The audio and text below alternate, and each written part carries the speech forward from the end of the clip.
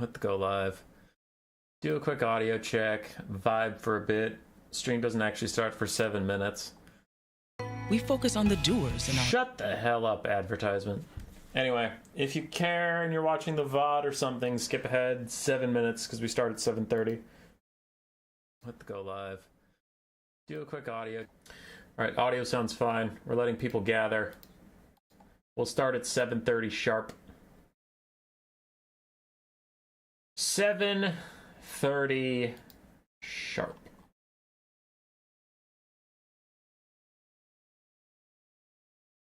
Hey, Turin's doing a pick 6 domination tournament tonight. Starts at 6 p.m. PT. Wow, that's in 30 minutes. Alright, that's kind of fucked up. He starts in 30 minutes. Stream out of bumfuck nowhere. Just chucks it at me 30 minutes to go. Anyway, yeah. People have 6 minutes to show up. I'm gonna post a comment here.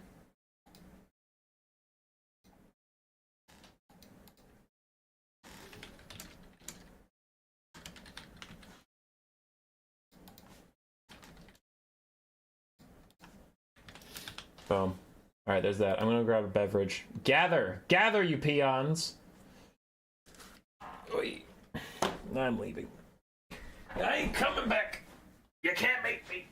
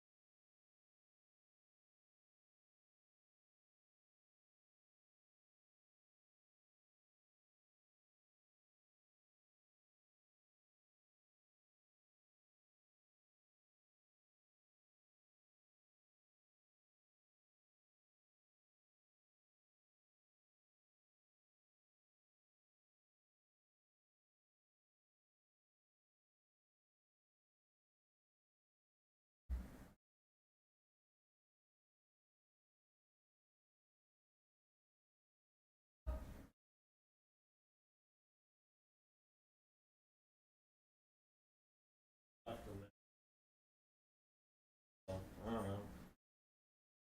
They're just in here chilling. Okay. Because the stream starts at 7:20, at 7:30, 7:26, so they're around. Oh. So the bracket's on the left side. Okay. We're going to be casting the left side. Oh. So any of those names stand out to you? Hmm.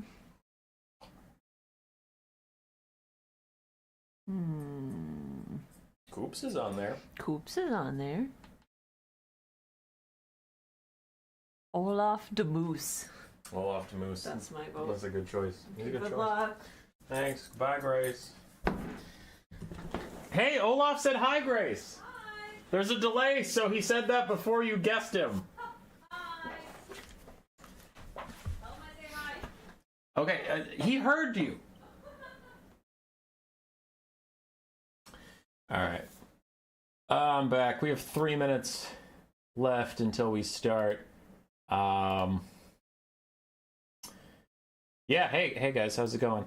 So, I guess we can do quick channel announcements while we wait for, she went back upstairs.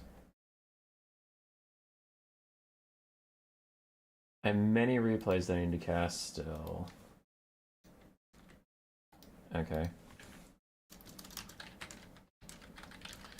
Will work.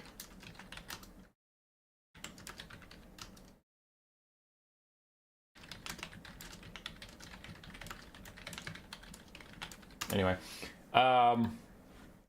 Yeah, I know my mic has been cooked recently. People are complaining about it. There's a long story to go through, but essentially this microphone has an issue that I've seen on the forums where once in a while a Microsoft update will take place that will blank it out entirely. All of its internal software will get wiped. So then your computer stops recognizing it as a HyperX Quadcast and starts just recognizing it as USB advanced device, which doesn't do you any good, because then the programming in the microphone for like reducing static, compression, all those things get just wiped, and then your quality's shitty. If you remember a stream we had a couple days ago, I think it was a World Cup stream, I forget what it was. Yeah, it was a World Cup stream. It started out, my volume was all over the fucking place and it sounded terrible. Yeah, that. So I've been thinking about upgrading for a while. I got a new mic for Christmas, but then any of you audio engineers out there are going to laugh at me, but I'm learning this shit as I go. So I'm like, cool, I got a microphone. Microphones come ready to go.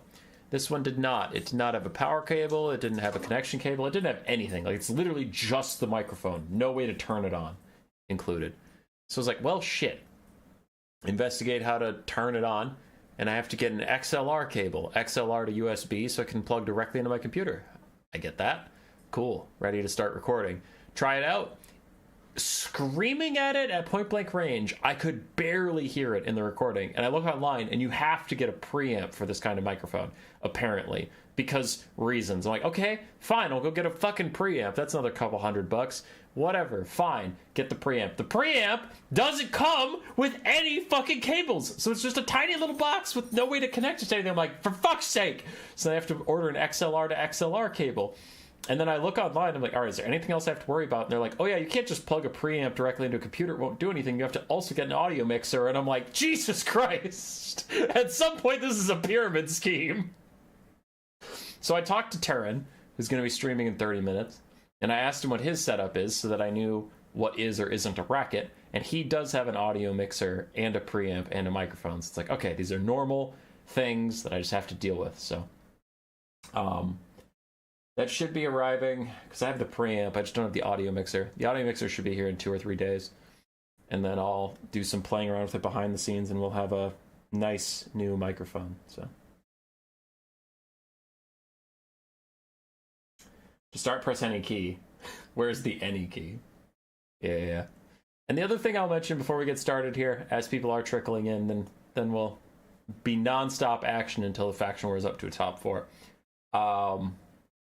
CA did me a huge favor. So I started off today panicking. I woke up at 5:30 like I always do to go to work. And then I saw in the content creator Discord, CA posted an announcement saying, hey, we deleted the rollback to 6.03 because that specific patch is going to get bricked when a Windows update comes out. So you can't roll back to 6.03. You can roll back to 6.0. You can roll back to 5.3 or something. But you can't get 6.03, and I'm like, hey, what the fuck? That's so random. And most of this faction war was played on 6.03. And I looked, and there's barely any changes from 6.03 to 6.04. There were barely any changes, but all of the replays are totally fucked. Like, it was one of those things where, you know, oh, Ungor Raiders got plus 25 gold. And then this game between Nurgle and the Empire is completely fucked. And you're like, that Ungor Raiders don't exist in this game. And CA's like, doesn't matter. That whole replay is fucked. But CA, this is where the story's going. CA, very nicely, when I brought this up, I was like, ah, shit. When does this go into effect? And they said it already did, and I was sad. They actually made me a special file just to get back onto 6.03. And they just did that because I asked. So I really appreciate that. That was actually super great of them. So thanks, CA, for giving us this temporary little patch so I can do this stream tonight. So that was great.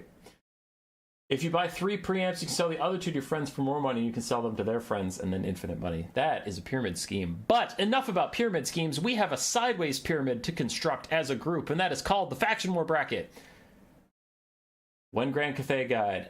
Eventually, soon. There's still like 9 factions, 11 factions to go. Anyway. The right side was on a previous stream. If you haven't watched that, you're looking at a whole bunch of spoilers right now, and you probably shouldn't be here. But if you don't care about spoilers, then here we are. For the top 4 on that side, we do have Ryder Rohan waiting in the top 4. That finals will be live, I believe, Sunday. We're waiting on one player to confirm that Sunday works. Now, I keep saying top 4, and yet there is no person above Ryder Rohan. Sipa is on vacation, and he and Taco have agreed to play as part of the quote-unquote top 4 live. We will do Sipa versus Taco, and whoever wins that will immediately fight Ryder. Right. That final stream won't take very long, because it'll be 3 best of 1s and a best of 3 with no pick and ban and predetermined maps. So, shouldn't be that hard. We're going to figure out the left side today. We'll be going through all these games all the way up to the top 2 for this area. Now, this time I can tell you that we do get a top 2. There will be no more scheduling shenanigans, so let's find out who won this side. We do have some of the less optimal factions. I noticed that actually this side has a lot of very competitive factions. This side has the ones you never see. Don't see a lot of Nurgle. Don't see a lot of Chaos Dwarves. Don't see a lot of Bretonnia these days, honestly. Don't see a ton of Kislev. They're solid, but you don't see a ton of them. So, get some of the more niche things.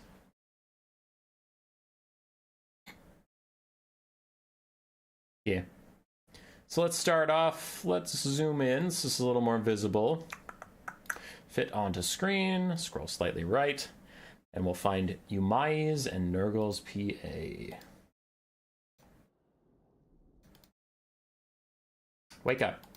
There we go. For some reason OBS was like, what? You what? Here we go.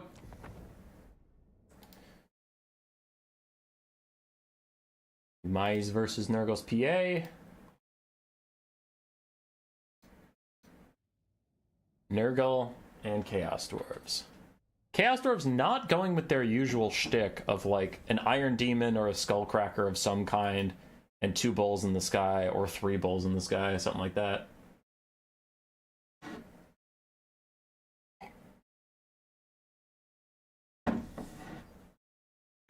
Cool. This is my kind of Chaos Dwarfs build. This is how I like to play the faction. I've given up on playing the faction because they're not doing great right now unless you really abuse those big single entities. But this is the Chaos Dwarves I used to enjoy playing a lot. Double Infernal Guard, triple Infernal Guard with Fireglaves. 2 Hobgoblin Sneaky Gits. A Blunderbuss, yes, just 1 Blunderbuss. And then 4 Archers. And then a front line of Goblin Laborers, Orc Laborers, and 1 Chaos Dwarf Warrior. In the back, we have a single Bull Centaur Render with Great Weapons, and a Sorcerer Prophet of Metal with Plague of Rust and Searing Doom.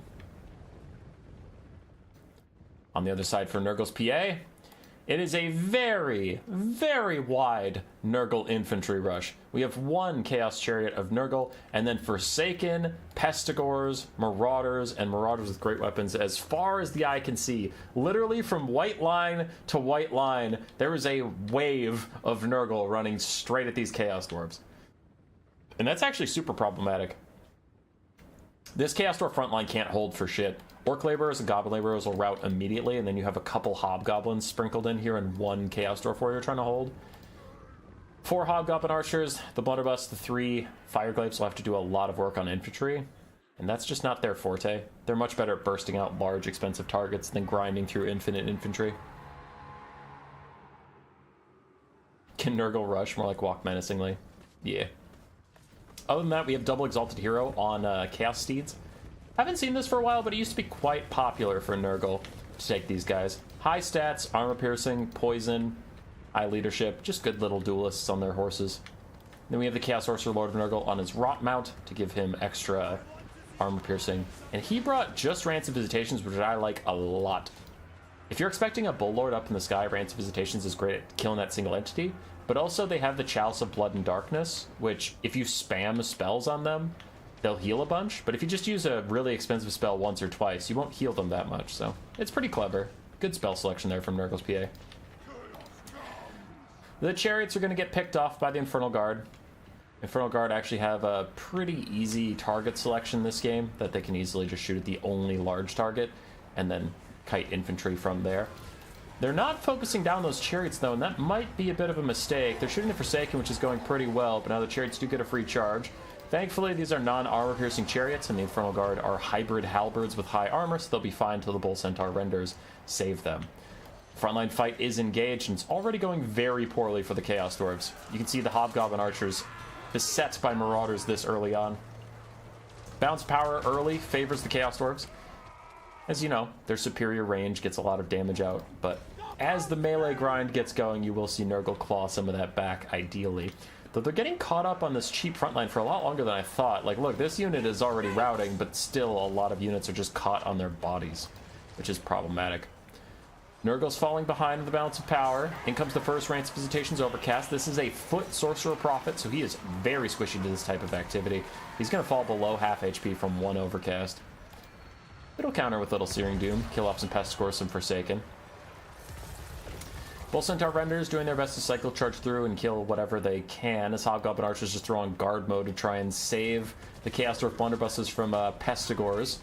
Because as soon as the Blunderbusses get to safety, they can turn around and do some serious damage to any infantry walking their way. Now, the Chaos Dwarf Lord is in trouble. As soon as the cooldown for Rance of Visitations is back up, he is literally dead. There's no ifs, ands, or buts about it. He will die to the second spell cast. So he has very limited time to cast spells and have leadership on the field, and when all of your infantry is either Orc Laborers or Goblins of various varieties, losing your Lord is pretty damn bad. Umai's is trying to kite back. Nurgle has taken a lot of damage, but there's still plenty of big health bars of Pestigores walking forward, and Pestigores, poison, good speed, good armor piercing. They can cleave through a lot of Chaos Dwarves as the Chaos Dwarves just try and save the Blunderbusses yet again. Now the Blunderbusses can turn around and maybe do the same the other side. Nice Searing Doom on the Marauders. I don't think Nurgle's PA is going to bother dodging with such a cheap unit. Yeah, they just take a lot of damage. Bull Centaur Render's doing great. Still at half HP, and they are going to be critical. It's the only mobility, like, literally in the entire game. They're good for peeling up stuff. Whatever happened to 1440p? Streaming live with 1440p was causing a lot of crashes and YouTube issues where the bitrate wasn't high enough, and then like the stream would suffer because it was trying too hard. I believe my standalone videos are 1440p. I don't think my live streams are 1440p, Justin. I hope that answer was sufficient. So now the Exalted Heroes are in. If you get into a late game situation where all of the Chaos Dwarf shooting can just kind of pincushion these guys, and the Bull Centaur Renders can isolate them, then they'll die. It looks like we're attritioning out. Marauders and Nurgle get Plague of Rusted for all that matters. 0 armor, as 2 different Hobgoblin Archers are going to shoot at them. The Exalted Heroes are trying to snipe the Lord. I don't actually think that's necessary at all. Your next spellcast is going to kill him, and that's the only reason you brought that spell, is to Rance of Visitation the Chaos Dwarf Lord. So just do that. Don't bother with all this nonsense. Alright, he's dead. You can ignore him now.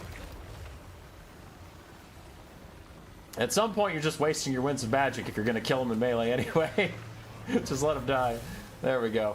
Bounce power is now starting to favor Nurgle a little bit, and this is actually getting scary. Nurgle has lost most of their infantry. There's still a lot of random Chaos Dwarf units around. I just wonder if maybe the double Exalted Hero is enough to clean the rest of this up, but yeah, Nurgle doesn't have any infantry left, really. You should just filter the factions that interest you. That's fair, Justin. That's fair. Hobgoblin Archers, without a Lord and getting attacked by Nurgle heroes, they'll rout pretty much instantaneously. There they go. Still have some Fire Glaives. How many Fire Glaives, actually? 32 over there, 32 over here. Where's the third one? Must have shattered off the map. No, they're right here, 22. So altogether, you have 1 Infernal Guard unit left. I don't know if that's enough to kill these Exalted Heroes. As Marauders peel off the Bull Centaur Renders. Nurgle didn't bring any natural healing. All they have is Fecundities. Which they should have. Most of their units apply poison. So they should have charged up Fecundity by now. In the late game, if they end up with 2 Exalted Heroes versus Bull Centaur Renders, if they have a Fecundity on their side, then they should win. Ooh. And a Rance of Visitation's cast on these guys. That's pretty critical. You're just trying to kill them off. Because without the Bull Centaur Renders, there's not enough shooting left to truly kill the Exalted Heroes before the Exalted Heroes get to the shooting. You know? It's not like a full health blunderbuss that can just get somebody instantaneously. Meanwhile, Chaos Sorcerer Lord of Nurgle, a hybrid melee unit at the best of times, but he doesn't seem to be enjoying himself, even with that Crown of Domination or whatever. The Crown of Everlasting Conquest, my apologies. Giving him his own self-healing, he still has taken a good amount of damage. I wonder where his healing cap is, as the Bull Centaur Renders are actually going to catch up to him. And they'll body this fool. Yeah, his healing cap's already appeared. And one of the Exalted Heroes is at half HP. My concern is mild, but it is increasing for our friends Nurgle. As now the Chaos Sorcerer Lord is fighting the Bull Centaur Renders and the Halberds all by himself. Rot! Glorious Rot! You cast the tier 3 army ability? I have never seen that used in multiplayer ever! It does no damage, but no damage is enough to kill an almost dead unit, so I suppose that's fine. That was a power move. That was a fucking flex. Rot, glorious rot. Okay. I mean, I kind of get it. Fecundity on single entities is good, but I mean, if everything you're fighting does fire damage, then I guess your healing's getting cut in half, so you might as well rot, glorious rot, 2 expensive units and just try and get some value up, but I have seriously never seen that in multiplayer. Never. Holy. Alright, the Hero Hammer is grouped up. If they have Fecundity, now would be the time to use it.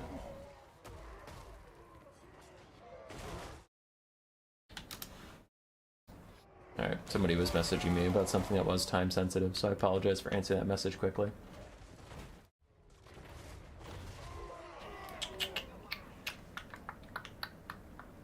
I think that is GG though. There's no DPS left here. This Hobgoblin Archer is actually most of the balance of power. So once it routes, which it will as soon as it makes contact with this Exalted Hero of Nurgle. Yeah, GG. The Nurgle all infantry all day ends up working out. In a closer game than I would have expected, honestly. When I saw the build and I saw the Chaos Dwarf build, I was like, oh, it's GG. They're just going to wander through the laborers and then get onto the back line and that'll be it. But strangely, it didn't go that well for them. Bull Centaurs got really good value. Fireglaves still did alright, considering it wasn't what they wanted to be doing with their day. GG. GG. Take that one out of the rotation. Go back to OBS. Pop up desktop. Pop up to Photoshop. And advance Nurgle. Piloted by Nurgle's PA. Very appropriate. Next up is Flower versus Prussian Prince. Bretonnia and Dark Elves.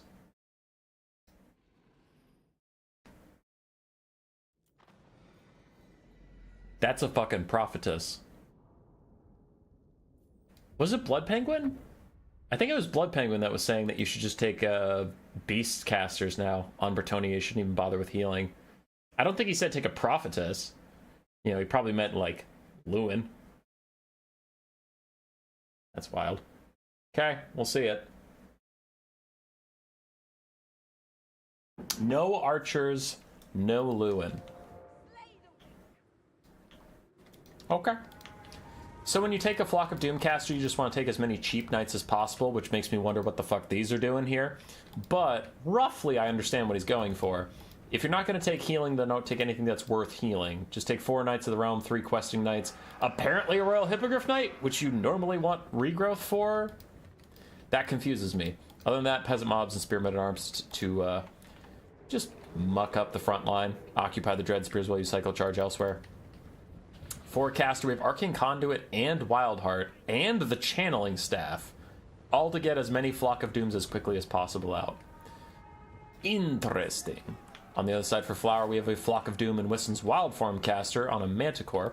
And then some Dark Rider Peter Crossbows, looks like 3 of those guys. 4 Cold One Knights, 2 Cold One Dread Knights, and then a bunch of Dread Spears. I don't believe in Cold One Dread Knights. I think they're a myth meant to scare little children. I think this unit sucks ass. The rest of the build makes sense. The rest of the build is fine. Human Boy is neither human nor a boy. Damn. Damn. Catching strays over here. So, if you have all the Winds of Magic generation in the world with Wild Heart and Arcane Conduit, why aren't we casting Flock of Doom? Get in there! Cast Flock of Doom! Why is this bitch cast a 500 value Flock of Doom already? And you've cast a 71 one, apparently. You're being too passive, my friend. Knights of the Realm charge braced Dread Spears. Will not get a lot of value there. Get a little bit, and then they back off, but the Dark Rider Peter Crossbows will be punishing them all the way. So honestly, in damage value, it's probably an even trade. Getting increasingly worse here. My fears as a child. Quicksand and Coldwind Dread Knights. Fucking got him. Hippogriff Knights, Lancer on the Dark Rider Peter Crossbows. Get a little bit of damage and then try to back off, but they will get charged by the Coldwind Dread Knights quickly. Knights of the Realm taking a lot of damage from their Peter Crossbow fire. And still, I have not seen Flock of Dooms out of you, madam. Why do you have 700 Winds of Magic regeneration if you're not going to use any of it on Flock of Doom? God. Royal Hippogriff Knights will get up into the sky to help out with the Sorceress of Beast that's currently harassing the poor Prophetess. And then she uses a nice overcasted Flock of Doom. Hits like 5, maybe 6 units. And then we have a big cav fight on the side. Questing Knights getting absolutely bodied by Coldwind Knights who got buffed up by Wiston's Wild Form, to be fair. But also, to be fair, Questing Knights suck and I hate that unit. I don't know why, but I can never get Questing Knights to do anything with their ridiculously good stat line. You think 38, 39 for an armor-piercing melee cav would do great, and then it just doesn't. I don't know what that's about. Other Questing Knight's going to rear charge Coldwind Dread Knights in the middle of Peasant Spears. This should be an ideal engagement for the Bretonnians. And Hippogriff Knights get a rear charge down the side. Their terror could come in handy, as Coldwind Dread Knights are not immune to psychology, so they actually could terror up like that. And now Coldwind Knights are turning around to peel the Hippogriff Knights. But if any other Bretonnian Knights get a rear charge onto them, that could be a really good situation. Looks like these Knights of the Realm can't quite get through those Dread Spears, though. And here's that engagement we were hoping would go well for Bretonnia, and it really is, as the Questing Knights and Spears have completely surrounded Coldwind Dread Knights, knocking those guys down. Balance of power is about 50-50, as a big Flock of Doom comes out from both sides. But it looks like the Prophetess got a better one yet again. 1,500 damage value from her. And for the other lady, 1,400. So both Flock of Doom casters doing great. But the bait and switch! You thought you were diving on a Prophetess, but she's in the sky, and now you've landed in Hippogriff Knights and Knights of the Realm. Supreme Sorceress having troubles moving. It takes a lot of damage from those Hippogriff Knights. She's getting close to getting sniped out. Meanwhile, on the high ground, we have more Questing Knights and more Knights of the Realm fighting the Coldwind Knights.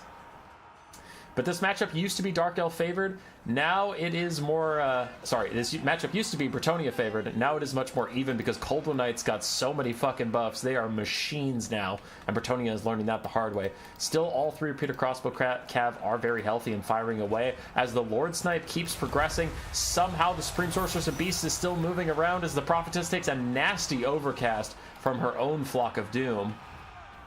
Other Questing Knights are rejoining the fight. They've fully surrounded the Dark Elf Lord, and they really want to kill her to make this snipe attempt worth it because they're taking so much damage everywhere else as the balance of power has shifted towards the Dark Elves.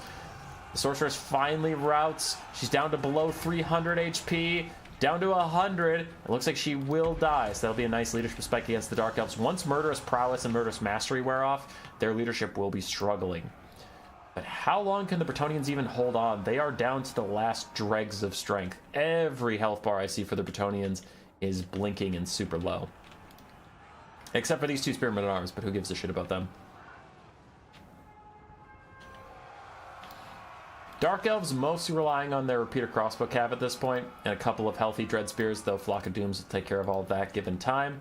Now you have a Flock of Doom caster and they don't. I'm going to make a prediction right now. I'm going to guess that Prussian Prince throws down one more overcast Flock of Doom. It does insane damage to the Prophetess, and she routes off. I'm just calling it. We'll see if it's true. Channeling Staff to reduce cooldowns. She's probably going to Flock of Doom, but is it going to self... Hey, let's go! I'm a genius. Didn't route her, so I'm not perfectly right, but I was pretty right.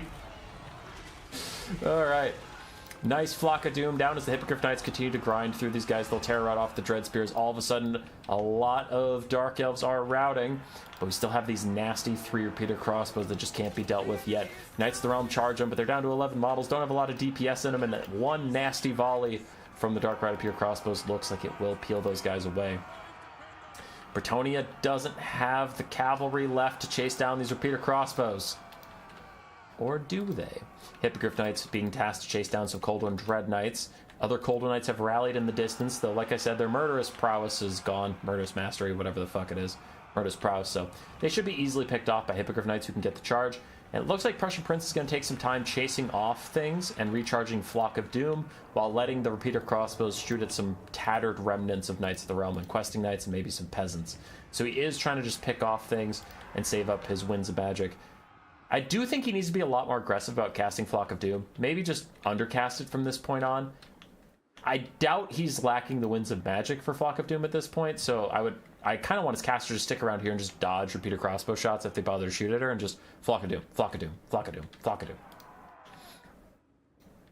Chasing stuff down is important too, but I just don't know if she should be the one doing it.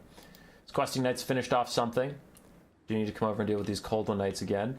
As Bretonnian peasants are eating shots from repeater crossbows. This is intentional. The Bretonnian player is like, sure, take my peasants, just use your precious ammunition on not my Hippogriff Knights.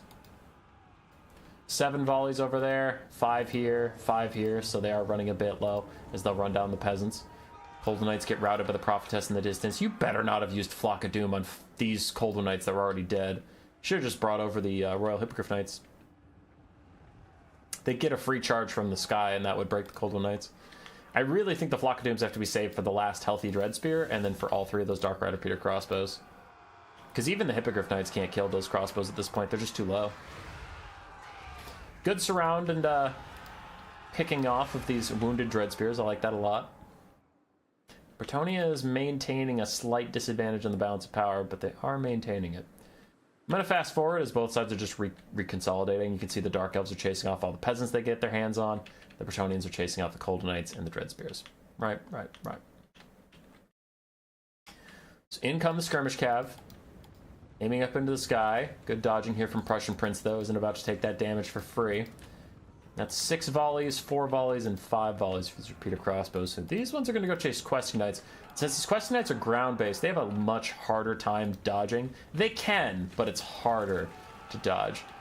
As he tries to sandwich in these Dark Rider Peter crossbows with the Hippogriff Knights and the Questing Knights, but the Questing Knights route, leaving the Hippogriff Knights all alone. Now the Hippogriffs are on the ground, making it much harder to dodge the incoming Dark Rider fire. Nasty little bit of poke there. 7 out of 12 bottles left, only 1400 HP, and here comes the Prophetess. Don't overcast it. I know you want to. I can see it in your eyes. Don't overcast it. Just undercast it, please. I'm begging you. I see a juicy lump forming. You want to overcast it. Okay, it was an undercast. Nice. Unfortunately, that undercast did not hit the Dread Spears. It only hit a Dark Rider that is already running out of ammo. So unfortunately, not the best Flock of Doom cast. Nice dodge on the Hippogriff Knights on their way down. Charges in, get a ton of damage on the Dark Rider Peter crossbows. Get a little bit under the Dread Spears, but now they are fighting on Dread Spears with no support of their own. Channeling Staff is out to get that cooldown done. Don't you overcast it. It's not worth it. I promise you. Nice undercasted Flock of Doom does manage to hit both units, but there the Hippogriff Knights just take a nasty volley from this Dark Rider over here. They rout off, and now it is just a Prophetess who casts Flock of Doom. And while that is, you know, strong, Flock of Doom is a very strong spell. I mean, 1 hit of a volley will rout you off or even kill you outright, and then that'll just be it. Dodges a lot of that volley. There's more where that came from. 2 from these guys, 4 from them, 2 from the other ones. They chase off the Hippogriff Knights. And that is GG, as she's going to rout anyway. Oh, 1 leadership! 1! That's all the leadership you need. Ah, -2. That's 2 less leadership than you need. Ah, +6! The Hippogriff Knights are back somehow! As they turn around. They need a charge bonus to stay in this. 8 leadership. They charge it onto the Dark Riders. But they don't have enough oomph. Another Flock of Doom out onto the Dark Riders as they run forward, but their crossbow shots will take out the Hippogriff Knights down to 1 model and 53 HP. Those guys will die any second now, and the Prophetess is at 800 health. Not a lot. Takes a couple hundred. Now she'll rout as soon as the charge bonus wears off, so. That should be GG. How many times are you going to make me say that should be GG before this lady just fucking routs? She can't do it. We've established that she can't. Just give up. There she goes. She finally routs. Jesus. How do you feel about breathing oxygen? Oxygen is lame.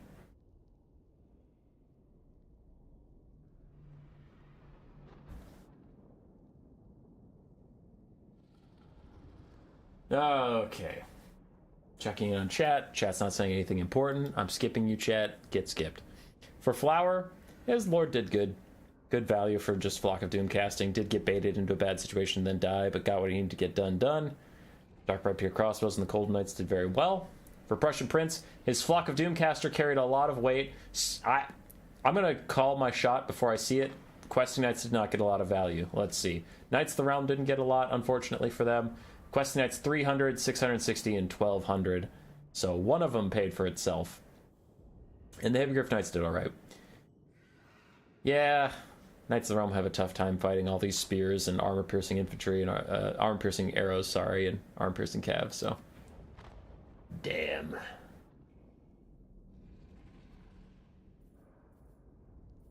Damn, son. Okay, Dark Elves Brett, delete that. Bim bam boom. Go to the desktop. Here's a Photoshop. Take a look at the Photoshop. As we have Flower versus Nurgle's PA. Dark Elves versus Nurgle. That matchup's cursed. Nurgle can't hang with the Dark Elves. It's impossible. But next up, Father Ramsey on our second Ogres of the tournament versus Big JP's Khorne, which is our second Khorne of the tournament as well. Because way over here, Berserk was playing Khorne. So, two of the DLC factions got double reps. Makes sense. Now they'll face off. That's lit. That right there is lit. Big JP versus Father Ramsey. And two pseudo-wild builds. A Blood Speaker versus an Ogre Paymaster.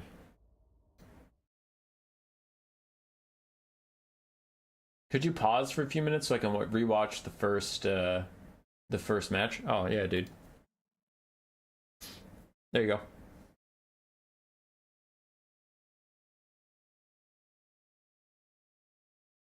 So what do you guys want to talk about while we wait for 100 Days music? I'm reading the Witcher books. That's kind of fun.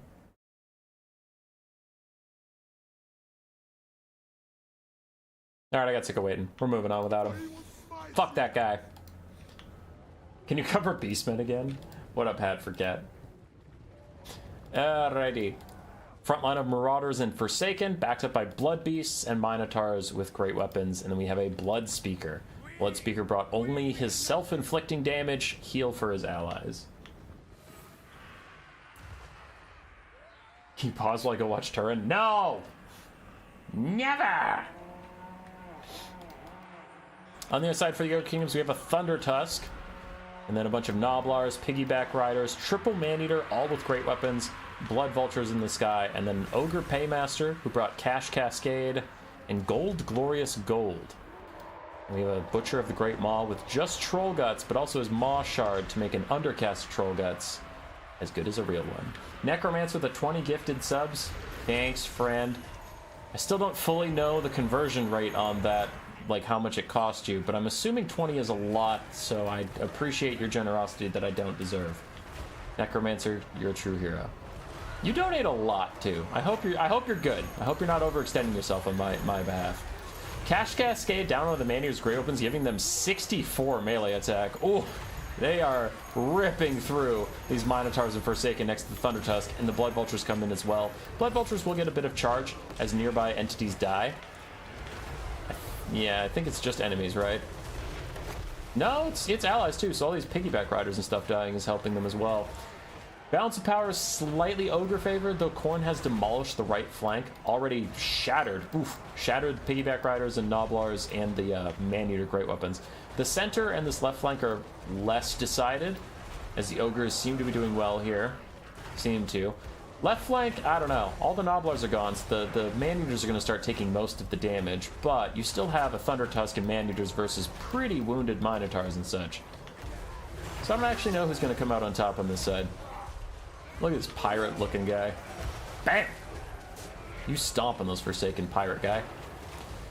Ogres pulling slightly ahead on the balance of power. Just slightly. We do have to remember that they get more healing. through the Meat Feast army ability, plus, of course, the Butcher of the Great Maw.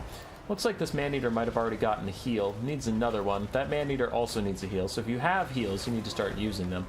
I don't think the Ogres got as much army ability as they're used to, though, because this battle was kind of one big charge and then a grindy melee fight, which the Ogres' new passive charges off of every time they are charging something, so they really want to be pseudo-cycle charging, or just picking a bunch of different engagements. They don't want to pick one engagement and just win it. In comes the Troll Guts. That's only going to heal up 7 models, but it is better than nothing. I like that it's undercast. I wouldn't want to overcast on something this wounded with few models left. Undercast is fine, as these guys fight with the last of the Forsaken and the Bulls. Ooh, unfortunately they are on fire because of the fire-dealing Forsaken. That's pretty clutch. Something horrible happened to the Thunder Tusk, and he gets a Meat Feast, but a little late as he's already routing. It looks like the Blood Beasts and Minotaurs teamed up and killed him while I was busy looking at that Maneater fight. As the last of the Maneaters are fading away and the Thunder Tusk is routing, this is all of a sudden very doomed. We have a full health Ogre Paymaster, which, I mean, you look neat. You look great, kid, but you're not beating a bunch of Minotaurs and Blood Beasts. Who knew that Khorne would bring the better Monstrous Infantry to the Monstrous Infantry fight? Cash Cascade! Nobblers, Piggyback Riders, Blood Vultures, to me as I sprinkle cash upon you. Minotaurs don't care. Thunder Tusk is back. He was allowed to rally. Blood Vulture is going to try and distract the Blood Beasts of Khorne, letting the Butcher come back. So nice plays here from Father Ramsey to get his units going again. We do have Piggyback Riders backing up the Ogre Paymaster and the Thunder Tusk. And some of our Monstrous Infantry were busy routing off Ogre units, so it's not like all of them are here to gank the Thunder Tusk once again. But can the Piggyback Riders stay in the fight? We desperately need them to keep the Minotaurs of Khorne from getting a full surround on the Thunder Tusk and beating the piss out of them again. Other Blood Beasts are coming back, though, realizing their job is not done, and they do need to re-win this fight. They have returned once again. There's an awful lot of Blood Beasts left. The Butcher of the Great Maw is coming back, too. Bloodspeaker's around. He's just been casting his heal, I presume, on either Blood Beasts or Minotaurs this whole time. Some form of heal is coming for the Thunder Tusk. It looks like it is a Troll Guts. Is it Overcast? Nope, it's Undercast. Doesn't want to take the damage as the Blood Beasts are going to run this guy down. Run! Run, Butcher, run! He's got to get to safety. Alright. If the Thunder Tusk was truly OP, it would carry. And it's trying to. Man, it's trying its ass off. Full health Blood Beasts are here. The Minotaurs are all routing. Looks like the Forsaken are about to go too. Their ITP keeping them in this fight for now as the Blood Beasts re-arrive. The Butcher of the Great Maw is shattered. We won't be seeing any more of him as the Paymaster tries to fight his way out. Blood Beasts are going for him, not the Thunder Tusk. I think they just want to kill the leadership, and then that wild animal will run for its life. I have a kitty attacking me. Hello, kitty. Isn't it Nurgle Sorcerer and Archaon? Trying to figure out the typical lords. Honestly, I just see Archaon. I didn't see a Nurgle Sorcerer. Ooh, the Blood Beasts take a lot of damage from the Thunder Tusk, but their leadership is faltering, and then they get rear charged by the Paymaster. That might get them to rout. And then the last real problem for the Thunder Tusk will be this full health Blood Beast. Damn, there's always more Blood Beasts. When I was looking at this, I'm like, oh, maybe he's got it. That one's full health. God damn it. Paymaster's still trying to fight. Thunder Tusk rear charges these guys, terror routs them off. There's gold, glorious gold, cash cascade. Sorry, I got a different one. Giving a little bit of leadership that actually the Paymaster himself needed to stay in this. Massacre popped as well for more melee attack and damage. I'm guessing he was trying to save up for a tier 3 and it just wasn't going to happen, so he's going all in on a Massacre now and hoping for the best. Because if he was close to a tier 3 or just waiting on a cooldown for it, he would have saved it for the Paymaster who really needs it, as he's just getting beat up by Blood Beasts right now. Thunder Tusk goes too, and that'll be GG.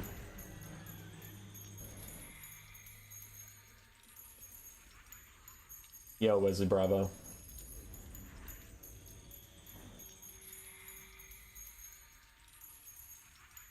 Ban him so. Why is everybody going to watch Turin? Hey! Hey! Stop it. Would you say Khorne is a top 3 multiplayer faction lately or not? No, they're strong, but they're not top 3. Top 3 is, in my opinion, Demons of Chaos, Dwarves, and then Ogres in that order. I think those are the top 3 factions. I think most people you ask would give that answer. I don't know if they'd give it in the same order. There are differing opinions, but yeah, I think those are stronger. Khorne gets cheesed a lot right now. That's the problem. Khorne is too good at doing one thing, and that one thing is rolling over infantry super fast. So then people like to cheese him a lot. Just like full cav or full kite or full cav kite or single entity cheese or blobs or something like that. God damn it, Jep. Hey, Diamond. Turn streams seem to have absurd amounts of downtime. Well, that's because we cast replays, because we're the goddamn best. So let's go check out the bracket once more. Bam! Wow. We advanced Big JP. Meep, meep. There we go. Next up is Zusurg on the Demons of Chaos versus Segos' Empire. Dun, dun, dun, dun, dun, dun, Pistolier Kite. Segos, in one of our recent streams, kept taking Outrider Kite. Now he's moved on to Pistoliers. This is kind of an interesting Empire build, honestly. Pistoliers for all your ranged, and then taking a bunch of heavy cav is bold. Because the thing is like, Demons of Chaos Rise is pretty much the rise of the Seekers. So when you have Seekers who are insanely good versus heavy cav, it's weird to take heavy cav to counter them. Who would want to watch Turn when you can catch a real, genuine human? Hell yeah. Alright, for the Empire build, we have 4 Pistoliers. And then we have, looks like 3 Knights of the Blazing Sun, 4 Empire Knights, if I counted correctly in the loading screen. 1, 2, 3, 4, 5, 6. Oh, just 6, then it's 3 and 3. Got it. 3 Spearmen, Carl Franz up in the sky with most of his buffs, Stand Your Ground, Reichel and Runefang, and Golem Miraz. And then we do have a Regrowth Earthblood caster, Jade Wizard. On the other side for the Demons of Chaos, a Keeper of Secrets, with Pavane of Slaanesh, and then her AoE Rampage, trying to rampage the Empire Heavy Cav into bad situations where they get rear charged by Seekers. We have Seekers, Furies, Fiends, all of Slaanesh, so a lot of armor piercing there. And then we have some Nurglings, some Pink Horrors, and that is about it. Now the Pistoliers are peeling away the Seekers. The Seekers just don't want to take those pistol shots for free. With only 5 armor and no shields, they really don't want to be dealing with this. But Segos is going to overload the front line with his cavalry. You can see he's just saturating this area and getting free damage out. As long as Slaanesh is not going to come out and play, he'll just get some free charges on the front line. There is a Rampage here from Zusurg onto some Empire Knights, but that was not optimal usage of a Rampage because there was no follow-up. He just Rampaged Empire Knights to go fight Nurglings that they were already fighting. So that wasn't great. The Pistolers are trying to kite away from the Seekers, but while the Seekers are distracted, the Empire will play. Another Rampage is out. This one onto Carl Franz, who does get landed in front of the Keeper of Secrets. But again, there's no follow-up. The Rampages aren't being used as a tool. They're just being used as, like, damage. And now facilitating a 1v1. But Franz will take the 1v1, and he might actually win it. Now that he's not Rampage, he can pop all of his buffs, including Gal Miraz, and he's going to do great.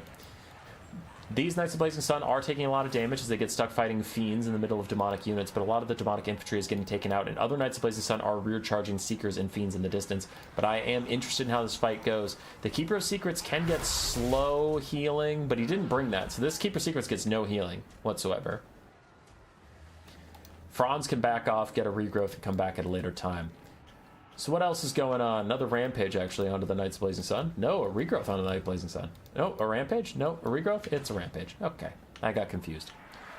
Over here, we have a big Cav surround as the Knights of Blazing Sun and the Empire Knights try and finish off the Fiends and the Seekers. They are not successful, however, and now the balance of power is starting to turn against the Empire. As Rampage and Knights of Blazing Sun charge straight into the Exalted Keeper of Secrets, she's going to get good shots on them and immediately rout them off. So the Empire needs to get their shit together. Reichel and Runefang, Stand Your Ground popped to keep all these Knights in the fray. That is plus 24 leadership, and the Empire Knights are at 3, so they definitely needed those buffs to stay alive in this fight, as the Spearmen are also coming in. The Fiends are not enjoying this anymore. They were having a field day on the heavy cav of the Empire, but the Emperor himself joined and made them regret it, as he claws one to death in front of our eyes. So that regrowth is healing him up a ton. And as we said, he's probably going to want to go take a round 2 fight with the Exalted Keeper of Secrets. And just keep doing that until she dies and he just heal caps his way to victory. Hey, look, he dove onto the Exalted Keeper of Secrets. We were right about stuff. Now, she will, like last time, do a lot of damage to him and win the individual duel, but unless she kills him entirely, you can always back off and get more healing. Nurglings offer a little bit of support as Knights of the Blazing Sun charge around the sides. Pistoliers in the distance still being a nuisance to Chaos Furies, and the bounce power is all of a sudden shifting in the Empire's favor as the demons start to lose their momentum. A trademark of any proper demons game is when their units start demonic instability crumbling themselves off the field. Franz is still taking the fight against the Exalted Keeper of Secrets, who did get a fecundity, a huge tier 2 army ability of Nurgle right when he needed it. And then he starts to back off, doesn't want to fight on these Empire Spears, doesn't want to fight in front of all these Empire Knights, is thinking about maybe getting somewhere else with his time. But another Fiend is fading as the Pink Horrors and the Sour Guts are trying to shoot at the Knights of the Blazing Sun. In the distance, we still have some Pistoliers, some very wounded infantry.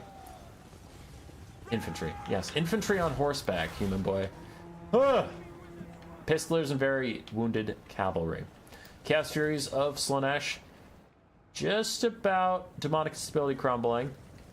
Some of them keep falling out of the sky from Pistolier fire and getting run down, but they'll be okay. And Franz still wants to fight with the Exalted Keeper of Secrets. He's not done with her. She recharges Empire Knights, isn't quite able to tear out those guys just yet. It is coming soon, but stand your ground is going to keep them in the fight. And Franz going for the kill. Gal Miraz is popped. The Exalted Keeper Secrets has no buffs, no debuffs, nothing to help her out as Franz is currently bodying her. 2,500 HP for him, only 1,400 for her, but he has missed a couple shots in a row, and there go the Empire Knights, but all of a sudden Franz gets a big hit in as the Pistolers are shooting, and that is going to be end of the Exalted Keeper of Secrets. And that's a huge problem for the demons. As we said, they do have leadership issues already, and when they lose their lord, it only gets worse. For the Demons of Chaos, all their Seekers are dead. It's just infantry now. We have some Pink Horrors, a couple Nurglings here and there, but that really is it, as those Nurglings are going to demonic instability crumble at half HP. It is a bit of a tragedy for the demons. Bounce power shifts heavily against them at this point. And it was a close game. The Empire is left in absolute tatters. But they will prevail, it seems. I have a hard time believing that one Pink Horror and a half health Sour Guts that's almost demonic instability crumbling is going to beat all of the Empire that can just get healing too.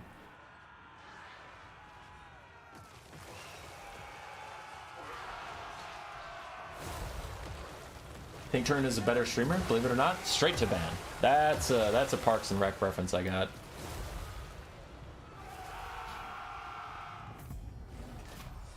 She is the Dark Princess chosen. Seekers of Slaanesh.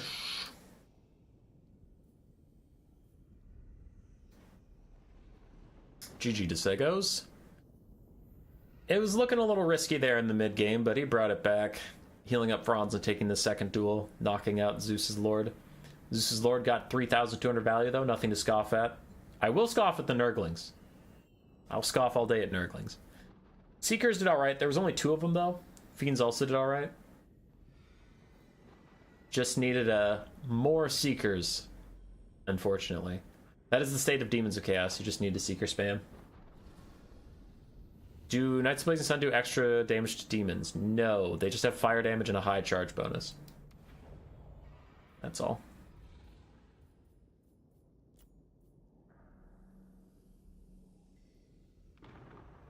Turn playing on Dwarves. It's all part of my master plan to get you to hang out here. We are losing viewership though. So I think, memes aside, I think the Turin effect is in full force. Streaming at the same time as the big streamer man does usually not do good for oneself. Next up is Contrarian Codex versus Raced. High Elves and Kislev. Kislev High Elves.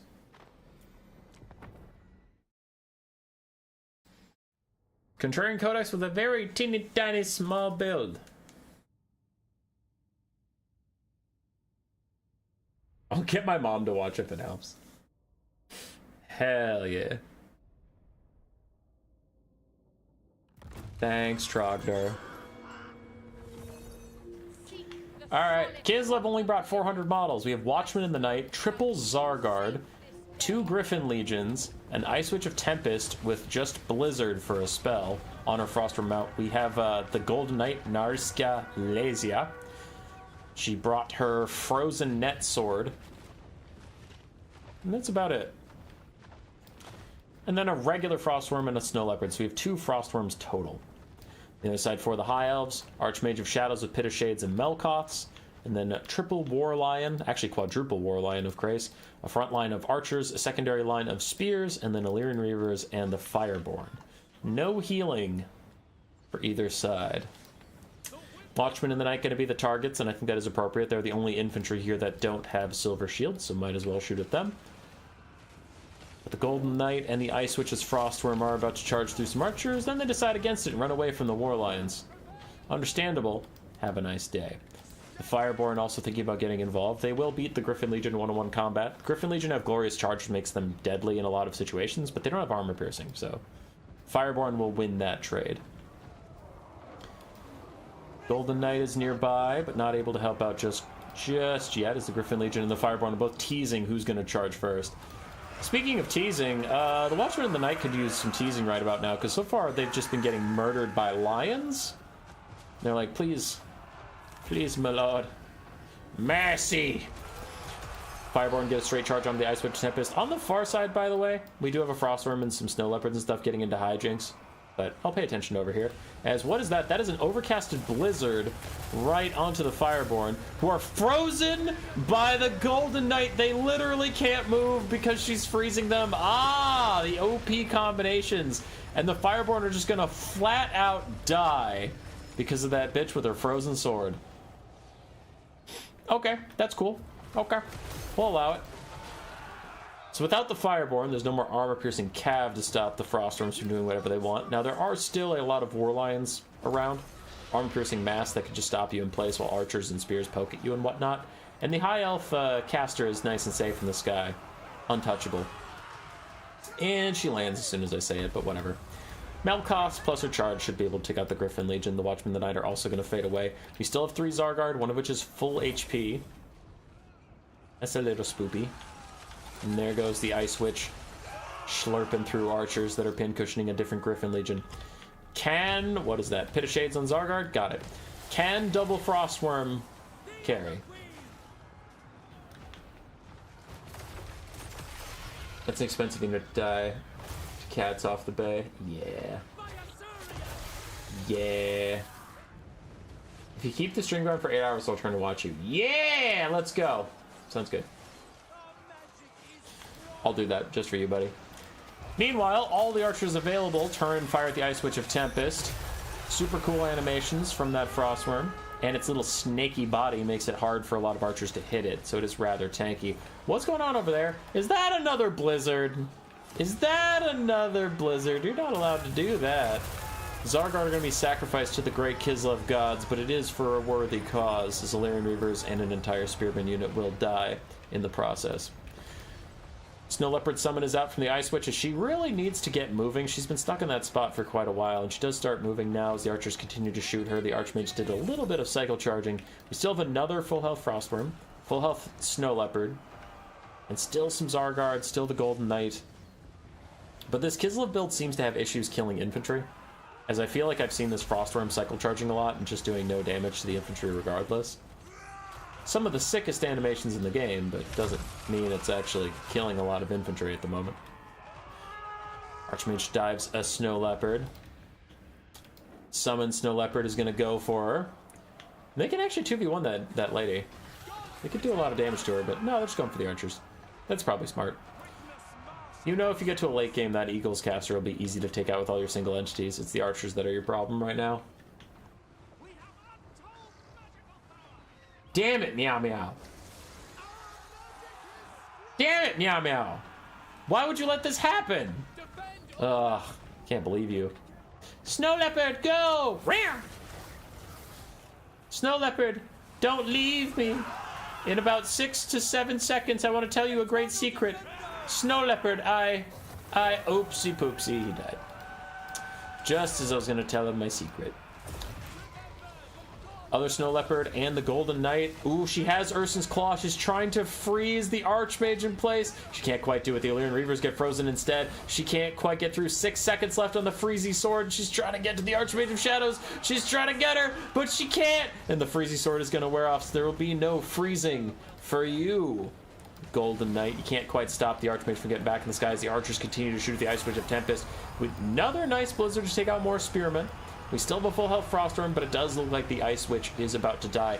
If Kislev can snipe out the High Elf caster in return as the Froststorm gets attack orders to come over here and keep her on the ground, if they can counter Lord Snipe, there might be hope for this game, but if they can't, then it will be doomed. But big damage onto the High Elf caster as a single entity Snipe Squad comes in. She's going to tear her out immediately away. The Ice Witch has 2 HP. She dies. But Kislev's not worried about leadership at this point. You have pretty high leadership single entities running around. That is a bit of a disaster as the Archmage of Shadows gets back up into the sky. She'll be safe and free and clear. Now, the Snow Leopard is not much of a deadly combatant. It's only good as a single entity duelist. It's not good at killing spears at all, so it's going to die soon.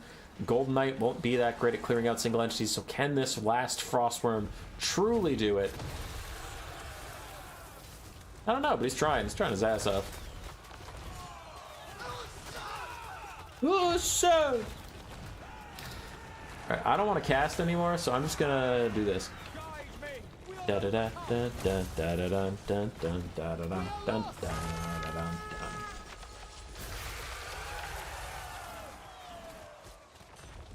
He's trying. Roar! Do another Murray. Do another Murray. You know you want a Murray. Oh wow, the Archmage is actually cycle charging the Golden Knight, which is risky, because if she uses her Frosty Sword on you, you're going to get locked on the ground and stuck. Okay, another Melkoth's onto the Golden Knight. Let's go see what she's doing. Melkoth hits her. Golden Knight gets cycle charged. Is not able to swing back on the Archmage just yet. There's Urson's Claw. She's really trying to hit the Archmage and lock her on the ground. There she is. She's frozen on the ground. Frostworm was coming over. Looks like it's distracted now as the Golden Knight tries to finish off the Archmage, who is netted in place. Fire Blood is popped. This could be a huge mistake from the High Elves. That's one more hit from the Golden Knight. Actually might kill her. No. Okay, now it's one more hit, but she's still frozen in place. Still 15 seconds left of that sword. The freeze wears off, and she might get to safety. She does. She just barely does, and her leadership's already positive again, because why not? Frostworm's back. Hey, the Snow Leopard's back. Not back in the way you'd think it'd be back. It's back in the way it's leaving back. Golden Knight routes, though. And that is a problem, as the Frostworm now has 5 leadership left. Army losses is coming in close, and there is still an awful lot of High Elves left. I think that's GG. Yeah.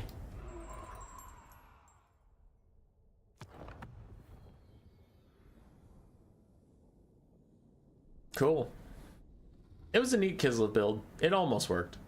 2,800 for the Caster Lady, 1,200 for the Golden Knight. Regular Frostworm was a bit of a disappointment at only 1,000.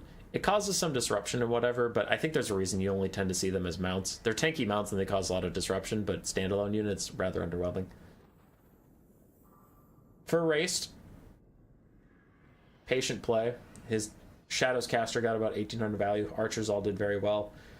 Fireborn, even though they got instantly netted and killed by a Pit of Shade, somehow still got 1,000 value on the charge with that Lord, so that's rather impressive. And then the War Lions did super nicely. GG. Back to the bracket briefly. High Elves advance. Bam. Next up is Ash versus Alfredino. Now, on the other side of the bracket, I did fail my king and country, and I lost to Salinator and the vampire counts. But Alfredino is versus Ash, and I've shown him the way to victory. I defeated the Beastmen in the World Cup, so Alfredino should know how to do it. As long as he doesn't do something stupid. Like take Throt.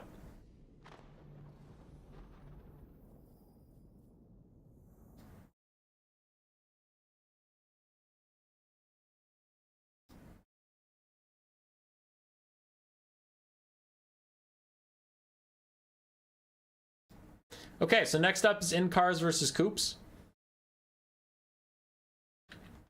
Fine. I hate Throt. I hate him. I hate him. I think he sucks. I think he sucks. I think he sucks. You can't convince me otherwise. You just can't. There might be people out there who are like, maybe he doesn't suck, but he does. But what if? Nope. Whatever bullshit you're conjuring in your head, whatever situation you possibly think Throt the Unclean is a good lord, not a waste of your money, you are incorrect. You are incorrect. You need to see a doctor immediately. You need to have a skull x-ray because there is a crack in it somewhere and your brains are leaking out of your head if you think that this piece of worthless garbage is worth your money. He's like 2,000 gold to be barely better than a brute horror warlord that's 600 gold cheaper. And guess what? When he gets on his mount, he loses his anti-large, but you can get it back if you pay 200 gold for a temporary plus 16 bonus versus large aura. That's bullshit and dumb. Nice one rat ogre summon. Nice remoldered heal that only affects molder monsters, but not you really, because you're already going to heal cap because you're on a brood horror. So what are you going to heal? Rat ogres? No, you're dumb and stupid, Throt. You suck. You suck, and I hope you lose. Moving on. He also took the Eshin Sorcerer, because apparently we're just having for fun today, as he took Veil of Shadows. Not Black Whirlwind, Veil of Shadows, the one that does no damage, the no damage spell. This man took Throt the Unclean and a no damage spellcaster and wants to look me in my goddamn eyes and tell me he's trying to win. He wants to tell me, no, human boy, I'm trying my ass off right now. Human boy doesn't know if you believe in Throt, he'll believe in you. What the fuck is that Skaven build? I don't know. Okay, let's do this. It's Alfredino, it'll all work out. Now, Mass Vanguard from both sides. Centaurs spawn inside of Night Runners. So we have 4 Wolf Rats with poison, 2 Warp Grinders, and an Eshin Sorcerer. The Warp Grinders try and lock the Beastmen in place with their Warp Quake and get some damage out. Meanwhile, Groghooves the Wolves are on another Razor Gore herds charging in. For the Beastmen, we have the Butchers of Kalkengard, a bunch of other Ungors, and a lot of Centaurs. Malgor Dark Omen with Doom and Darkness and Flock of Doom. All of Alfredino's Wolf Rats are routing, because of course they are. On the other side for the Skaven, we have Skaven Slave Slingers, Doom Flayers, Rat Ogres, Throt the Unclean, and an Eshin Sorcerer. Now, Veil of Shadows is out. Veil of Shadows is out now, ladies and gentlemen. And that means, let's check Veil of Shadows. Veil of Shadows disrupts your speed and leadership, and it silences you.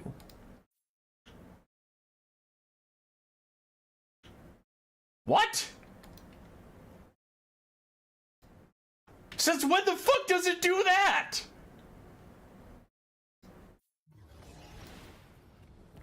If you overcast it, it does Veil. I didn't know this at all. If you overcast it, it does Veil of Shadows effect. -8 leadership, -45% speed and silenced. Like, cool, cool, I guess, but what the fuck is that gonna do? Malagor's flying. He can't get hit with that. And like, this spell is so fucking useless. He's trying to use it to keep his Warp Grinders alive, and the Beastmen are just going through it anyway? I hate it. Okay, alright, that's allowed. 1 Warp Grinder is routing, all the Wolf Rats are running for the hills. Now the Skaven did get some decent damage out onto a couple Centaurs and Razor Gore herds, and the Groghooves the Wolf Run also took a lot of damage, and Throt is in that ass. Now he's fighting Butchers of Kalkengard. He is definitely gonna beat them because he totally has bonus versus large. He does summon some Rat Ogres, so that's kinda sick. The Skaven are routing a bunch of the Beastmen. The Beastmen are routing a bunch of the Skaven. Both sides retreating for the hills. The Jabberscythe goes absolutely nuts in the middle. Now this is problematic as Rat Ogres and Doom Players have gotten caught in cheap spears, arm-piercing Razor Gore herds, and a Jabberscythe. They will not enjoy that. They do need to be saved, and soon. Butchers of Kalkengard are fighting Throt and his Rat Ogre summon. I worry for Throt. Meanwhile, the Pit Fighters and the Eshin Sorcerer go and try and find something to do. Now the bounce power is about even. Skaven Slave Slingers have had nothing to do this entire game because they're kind of caught in this weird, janky, super mobile fight that's going on, but they are starting to stop and throw out some of the Centaurs as dogs charging those Centaurs as well. 2v1 dogs versus Centaurs. The dogs might win, especially with Skaven Slave support and Rat Ogres running over, so they might just be okay. But all these Rat Ogres that were caught in here is a bit of a disaster, but there is the Doom and Darkness Overcast we were worried about. All of a sudden, Terror Outs come in, and an Overcast from the Eshin Sorcerer, he knocks himself out of the fight as another another useless ass cast of Veil of Shadows goes, and it doesn't even push the Razor Gores out. It doesn't do anything. That spell is literally worthless. It like literally doesn't work. I hate it. I hate it so much. It's such a dog shit spell. As the Beastmen just path through it, the Pit Fighters of Hell's Deep are routed because of the Doom and Darkness. The Ashen Sorcerer is terror routing. He did not manage to actually route, though, so he will come back as Alfredino gets down another Warp Quake, trying to save the Skaven Slave Singers, but they route, and looks like the Warp Grinders will, too, in just a second. The Butcher Scout Guard are still full HP after fighting Throt in his summon, and Throt has a whopping 230 value. Cool. Cool. Skaven are starting to fall behind on the balance power, and I am getting concerned as Ungor Spearman Herd are pushing away Rat Ogres. If you get into the late game and it's just Ungor Spearman Herds versus Rat Ogres, the Ungor Spearman Herds will win. Jabberscythe is still full HP as well and is charging through some Skaven slaves who are already terror routing at full HP because they're Skaven slaves and I don't expect anything else of them. Doom Flayers are getting pushed back, balance power is getting worse and worse for the Skaven. What can Alfredino do to turn this around?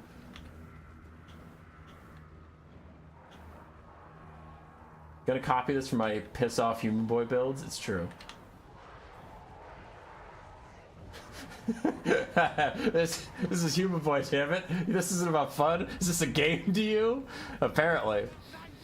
Alright, the Skaven are routing in every direction, but what's Throt gonna do? What's Throt the Unclean gonna do? Fucking nothing? You're goddamn right, fucking nothing. As he's surrounded by Centaurs, he's trying to fight his way out, and he might, but it'll take him like 6 years. Alfred's gonna ruin my bracketing just like in Turin's faction war. He would never do that, Dread Saurian. He would never do that. And he did it. Why? Why? Why any of this build? I hate this build so much. I hate it. I hate everything about it. I don't understand how it was supposed to work. I'm laughing to keep myself from screaming. Why? You picked the worst lord on the roster. You picked the worst caster out of the 3, and you didn't even take like his good spells. He has 2 good spells. You didn't take either of those. You took his worst spell on the worst caster in the game. You took 2 Warp Grinders, which is bold. I took 1, but I took 1 inside of a box. A box to protect them. A box to lock the Beastmen in with Clan Rats. Clan Rats are actually super effective in this matchup. You took 5 Slingers, but nothing to defend them. And you went full mobility versus the Beastmen. You can't do that. The Beastmen win the full mobility. You can't do that. I hate it. Okay. I didn't like this. I'm upset. Good job, Ash. Good win. I need to go sit down.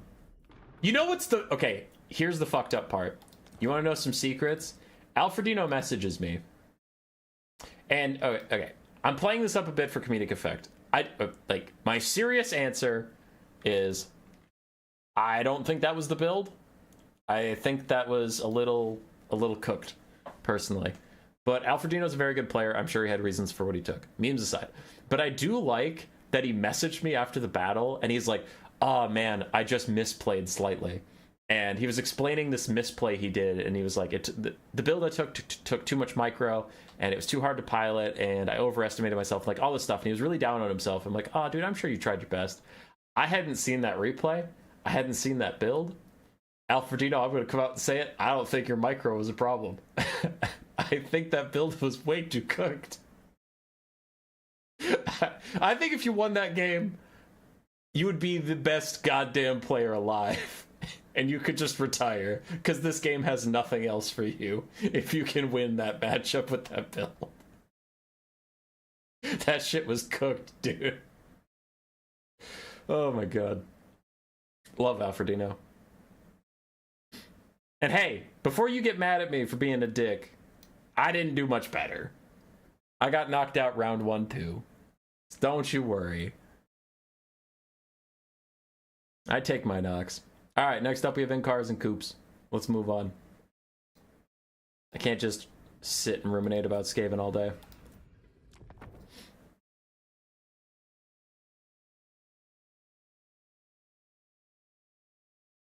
Straight Jimmy?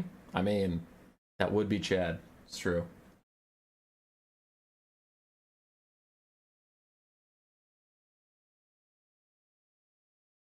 That build is well done, but in the sense of a stake. What matchup should you play that build in? Maybe the Skaven mirror is my only honest answer, because that'd be fine. Wolfrat, Rat Ogre, Doomflayer charge with Rot's fine there. Jep, you didn't think I'd think of a real matchup where you could do it. Anyway, let's focus up. Coops on his Slaanesh. We have 3 Seekers of Slaanesh, 1 Heartseeker, the Eternal Entourage, the Exalted Keeper of Secrets with Slicing Shards and Pavane. Then we have 2 Fiends, a front line of Forsaken, and Devoted Marauders. On the other side, for the Greenskins, it is a box. Slaanesh often gets boxed against because they have such good light cavalry in the Seekers and the Heartseekers and the Fiends and all that stuff that usually you just want to sit in a teeny tiny box and force them to kill large single entities. Like the Biggin. The Biggin dissuading any skirmish by throwing rocks at Slaanesh till they come get some. Now we have a Black Orc Big Boss with Rabble Rouse. He gives ITP to everyone around him because of Rabble Rouse. We have Azhag the Slaughterer on foot, who also gives plus 12 leadership and plus 8 melee attack to anyone nearby. So this build is all about never routing and giving Slaanesh what they need. A front line of Orc Biggins will be rather stalwart, a back line of Orc Boy Spears, and then Orc Armor Boys, including Ruglin's Armored Orcs in the middle. And the Rogue Idol also gives a global leadership buff somewhere. There it is. Global leadership buff. So everybody on this Greenskin build is swimming in leadership. The Orc Biggins on the front line have 91 leadership right now. They are going nowhere as the Black Orc Big Boss tries to hold these guys in line as they fight back against the Fiends and the Seekers. But a nice rampage is in. Fate of Buna down from Azhag onto the Eternal Entourage, who are also fighting the Rogue Idol. That is already going to be a dead, very expensive unit. But it looks like we have a flank that might crumble with the Exalted Keeper of Secrets pressuring in, pushing back the Black Orc Big Boss. The Fiends might be able to get through, and then they can just run up the middle and really disrupt this formation. Other Seekers about to fade away, though. There's Demonic Instability taking them out. Greenskins pulling further ahead on the balance of power. We have 2 other Seekers that haven't been able to find a home yet because there's just nowhere to go. They're going to fight Orc Biggins or Orc Spear Boys. First Wa is here. We do have 1 Orc Biggin breaking, but Azhag runs over to provide a little bit of extra defense, and the Keeper goes all in for a Lord Snipe. Really needs to kill Azhag if there's going to be any chance of turning this around. Misses its first attack onto Azhag and then gets shot in the face by Ruglin's Armored Orcs. Look at that damage coming in onto this big guy. Oof. Guy, girl, either. HP of the Exalted Keeper is dropping. So is the bounce power for Slaanesh. Unfortunately for them, the Seekers are in. They charge Ruglin's Armored Orcs and the Rogue Idol, doing a good bit of damage there. But there are just so many Orc Spear Boys and so many Orc Biggins left. Azhag even throws a Spirit Leech on the Exalted Keeper of Secrets just to, as an extra fuck you. And this Black Orc Big Boss is probably overextended. Ballet of Blows and Sweet Sorrow means this guy could turn around and actually whoop on the Black Orc Big Boss, but I think he needs to get out of range of the Orc Aura Boys is what Coops is thinking right now. There's just nothing left. As the Devoted Marauders are routing off here and there, we have 2 Fiends above half health and then an almost dead Exalted Keeper of Secrets versus a whole build. That is probably too much to ask for. The Exalted Keeper does do a good job sniping out the Black Orc Big Boss, throws down a Slicing Shards as well, but looks like Incars is not going to let that bother him too much. Dodges most of it. And the Rogue Idol continues to throw at the Fiends. Bounce power is beyond the point of no return. If Slaanesh won this, I would actually be angry that Slaanesh could win from this point. That's messed up.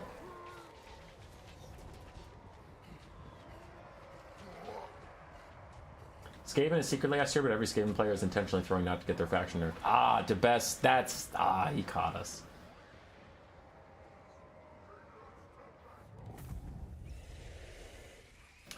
Damn, Neil. I think that's funny, but I'm not going to repeat it. I do think that's funny, though. The Greenskin Orc Boy Rogue Idol Black Orc Big Boss Azhag box proved to be rather effective, as nothing would break because of all the overlapping leadership buffs. Those were just some stalwart boys ready to wah.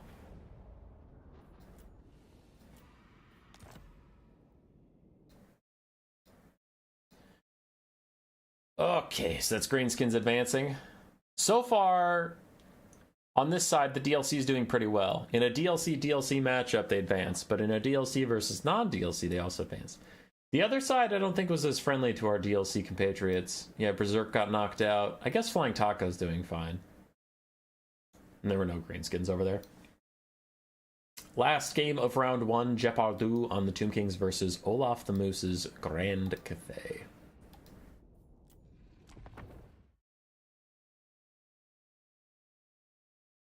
Olaf is here! Olaf, you're just in time for your own game.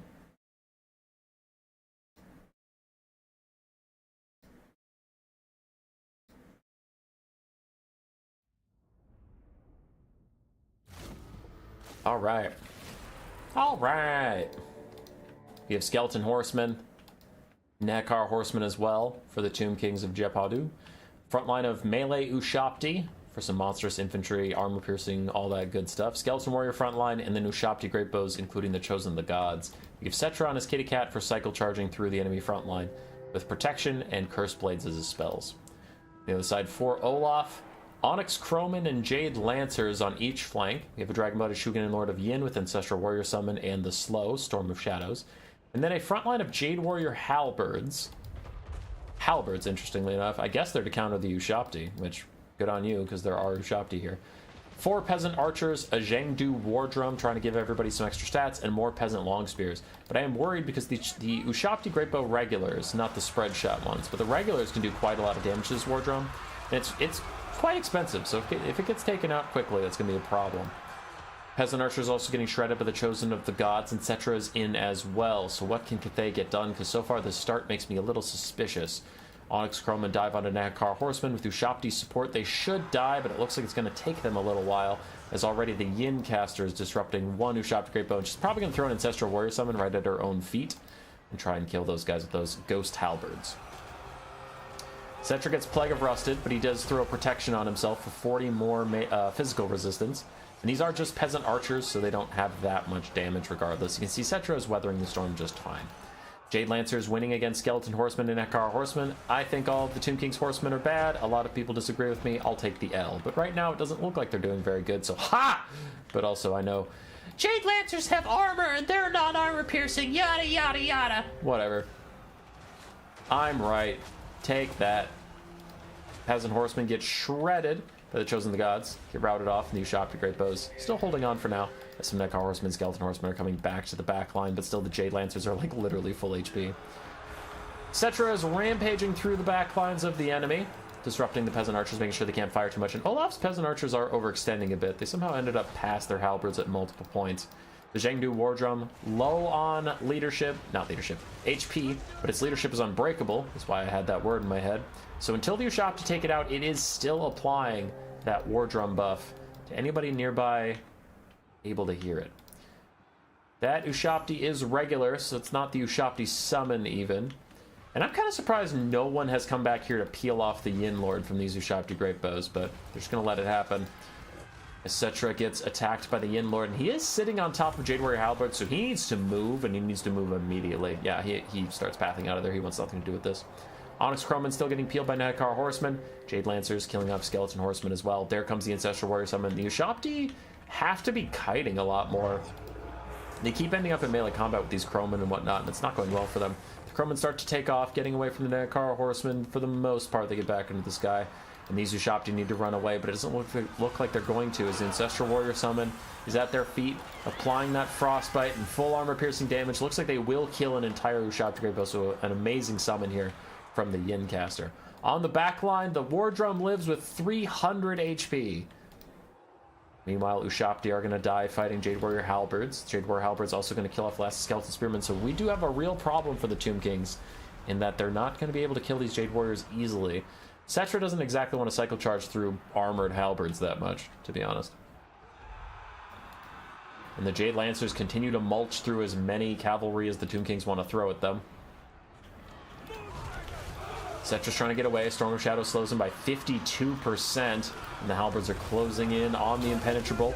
He turns around, he wants to do a little duel with the Yin Lord, but the Yin Lord has better stats than people seem to think. I don't know why everybody's obsessed with Zhao Ming all the time. The Yin Lord is very good. 47-40 for melee stats. She's normally 55-40, but she's tired. Cetra tries to ignore her and get past. Bounce power's tipping further against the Tomb Kings because they have a full health Ushapti summon that's fake. Somewhere.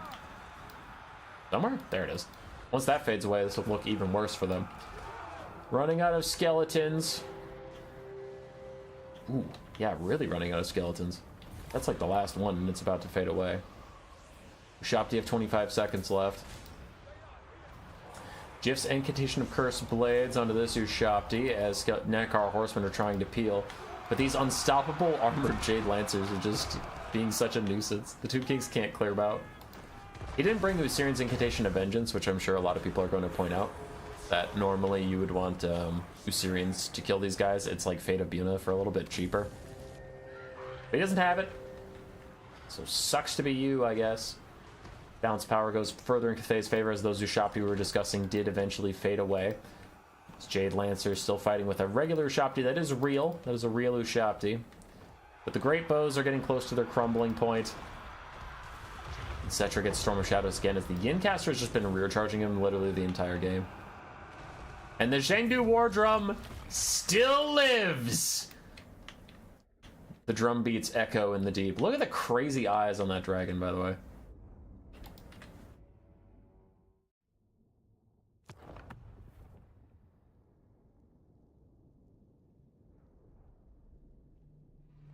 Can you play Bad to the Bone during the Tomb Kings match? Nah, I'd get shut down immediately. The music lobby does not fuck around.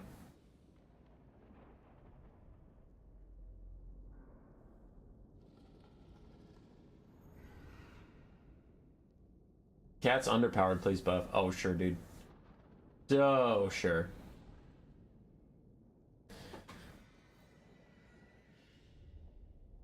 For Jep and the Tomb Kings, the Horsemen just had a hard time stopping any of the armored cavalry of Cathay from getting onto their backline and being a constant nuisance. I think that's probably why people keep taking Usirians, is like, your cheap cav is great if you just take out the armored cav with Usirian's Incantation of Vengeance over and over again. But if you don't have it, then I don't see how you clear armored cav.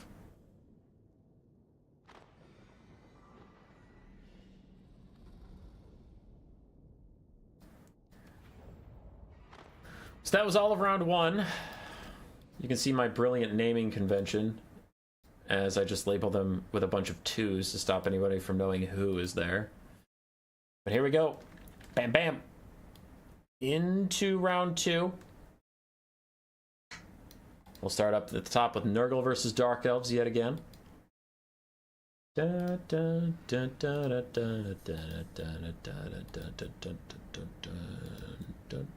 we go. Ah, shit! Okay, hold on. We'll get to that one in a bit. I need to play all the ones that are on this old patch before I switch to the other patch. So, yeah. We'll do something else. We're apparently doing Khorne Empire. Then I'll switch over to that live patch and cast all the games that were played on the live patch. Okay, so Big JP versus Sagos. Hey, Sagos is back to his Outriders. Man loves Outriders, apparently.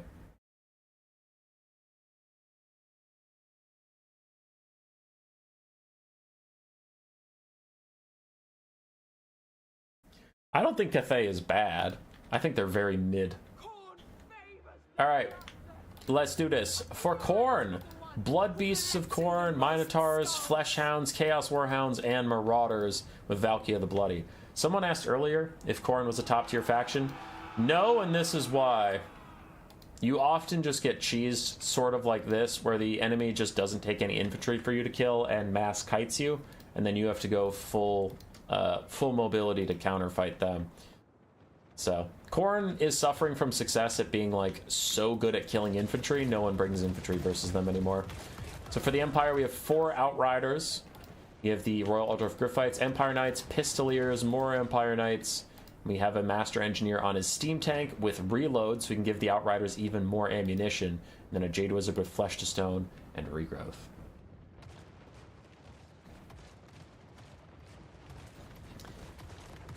The Outriders pumping out a ton of shots, plus the steam tank firing over the top. Now, most of those shots are missing, but Outriders have an insane amount of ammunition, so they don't really care about missing too much, honestly. 400 gold, 60 armor seems useless. 60 armored infantry. Oh. Oh, okay. Steam tank! Yeah, there's a steam tank. We haven't seen one in a while. They've been unbanned for a bit. They took several nerfs, and while I still think they are very strong in certain circumstances, a lot of people only fight Empire if they have something that can counter the Steam Tank. If you don't have something that can deal with the Steam Tank, then you usually just ban Empire in your matchups. But in the faction war, you don't get to do that. So the Outriders continue to kite, and this, I know I keep saying it, but like, I just really want to demonstrate for people, like, this is what Khorne usually faces these days, is just mass cav and kite. If you take infantry, they're just going to butcher it, get a bunch of army passive, their infantry, their ROR Skull Cannon. If you take that, the ROR Skull Cannon can delete infantry or 1 or 2 volleys. A lot of their monsters, Valkyria's Spear of Sleipnir, they just have so many tools. Sword of Khorne, if you get enough kills, to kill infantry. And to kill cavalry, you literally have Blood Beasts, Minotaurs, and maybe Fleshhounds. That's about it. So if you just take enough kite that can kill those things, you can just kite and then use your cavalry to cycle charge infantry in the late game. Khorne's counter kite is quite weak. Fleshhound's taking a lot of damage. The Outriders have burned a lot of ammo. Pistoliers too, but the Outriders have plenty to spare, and especially if the Master Engineer is giving them even more ammo.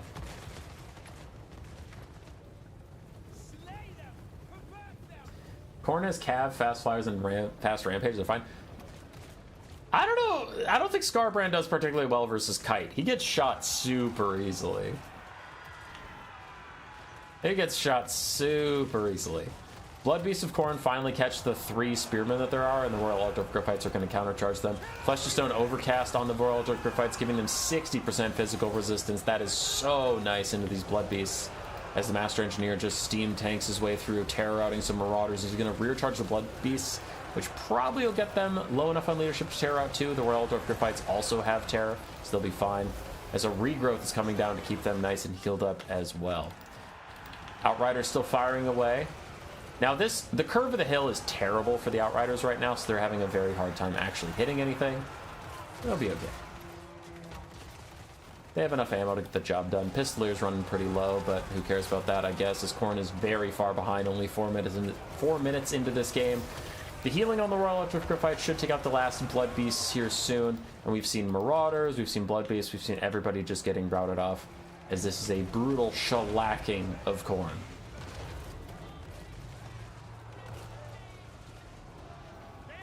Some Empire Knights might get cornered. They are going to have to dip up and away. Segos takes them here. Royal Altar of Griphites with the downhill charge towards Fleshhounds. Fleshhounds are running for their lives. They will get to safety. They'll be fine. They'll be fine. Valkyria is dueling the Steam Tank Lord. She'll win that fight. It'll just take a long time to get through 8,000 HP with her 440 weapon strength. Meanwhile, he just charges straight through Marauders. Gets a lot of collision damage down. The Outriders are peeling. Able to help him if he actually needs it, as Valkyria is really the only thing that can stay with him. Another Flesh to Stone is out for the Royal Altar of Griphites. These guys continue to just charge back and forth between any large thing that can catch the Outriders. The Outriders are just going to swoop on out of here. They're getting close to getting cornered, but there's not enough stuff over here to stop them from just going and getting to safety. So they will be okay. Up on the high ground, things are going much better for Khorne in a fight that doesn't really matter that much. I guess the only thing that does matter is Segos accidentally forgot his Jade Wizard up here, so if the Jade Wizard routes and goes straight off the edge of the map, that would be terrible. It looks like Khorne is maybe trying to push in further and get that done. The Royal Altar of Griphites are around a peel. Still have some Fleshhounds who just faded away as soon as I noticed them. Other Blood Beasts also might get routed off the map as the Outriders try and find somewhere to go. Empire Knights acting like a bodyguard for a celebrity as they just charge forward and rout off some of these Marauders and stuff, securing the escape route for these guys. Move along, they say. Valkyria is getting good damage onto the Master Engineer. Still nothing has been allocated to help him out of that fight. The Royal Altar of Griphites getting downhill charged by the Minotaurs. Where are the Griphites? Where are their actual models? Oh, okay, they're red. I was looking for green. Yeah, they're all right here. They're getting chased by Fleshhounds and Minotaurs and stuff. Gotcha. Still have one full health Blood Beast, then some Marauders. The Empire's made it out of the corner. They now have plenty of room to run around if they want to. Still shooting at Minotaurs as soon as they rally. And man, that Master Engineer is just getting pummeled by Valkyria right now. Another Flesh to Stone out for the Royal Altar of Griphites, really stopping these Minotaurs from getting what they want to get done. And the Outriders continue to fire so much ammunition. I wonder how many of this guy's reloads he's used. He's used 2 out of his 4. They just fire uphill into all these Minos. Valky's got the Master Engineer down to about half HP. Jade Wizard is currently surrounded by Flesh Hounds and Blood Beasts as he still tries to get to safety. Playing with fire a little bit. If he dies, the Royal Dwarf Griffites and the Master Engineer are actually killable. Balance power heavily favors the Empire. The Empire seems to have gotten things back under control. They have the pace of the game at their fingertips. Down to 1 half health Blood Beast of Khorne, and then without that, Khorne has no speed left. They have no mass left. They have nothing that can really stop these guys. 17 Royal Altdorf Griffites trying to rear charge the Flesh Hounds and knock them out, as the Flesh Hounds try and get the Jade Wizard. Make sure there's at least no healing. I don't think Valkia can kill all these Outriders, though. Hey, the Flesh Hounds actually did get him. They got the Jade Wizard. He is off the battlefield. 1 small victory for Khorne. 1 giant loss for also Khorne.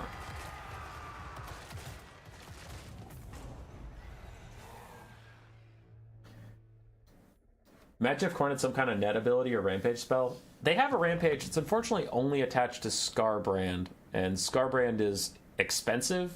He is somewhat fast, but he is very expensive, and he is so weak to missile fire that often when someone takes Scarbrand, they just get shot to death. It's tough. Scarbrand's not bad. He's just not amazing. He's fine. I experience immense discomfort whenever I see Crane Gunners on the battlefield. I'm sorry to hear that. I see this. I hate Outriders. All of that kite, all of that peel, all of that ammo, all of that shooting time, and only one of them paid for themselves. Why do they miss so much?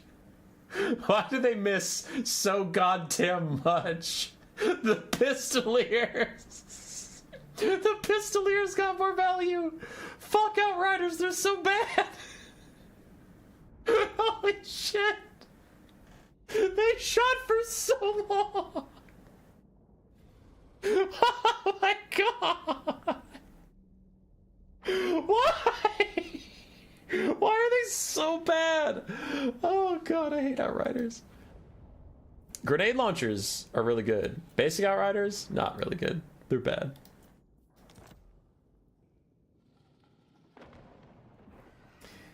They get the job done, but I have to feel he would have done the same damage, if not more, with war wagons.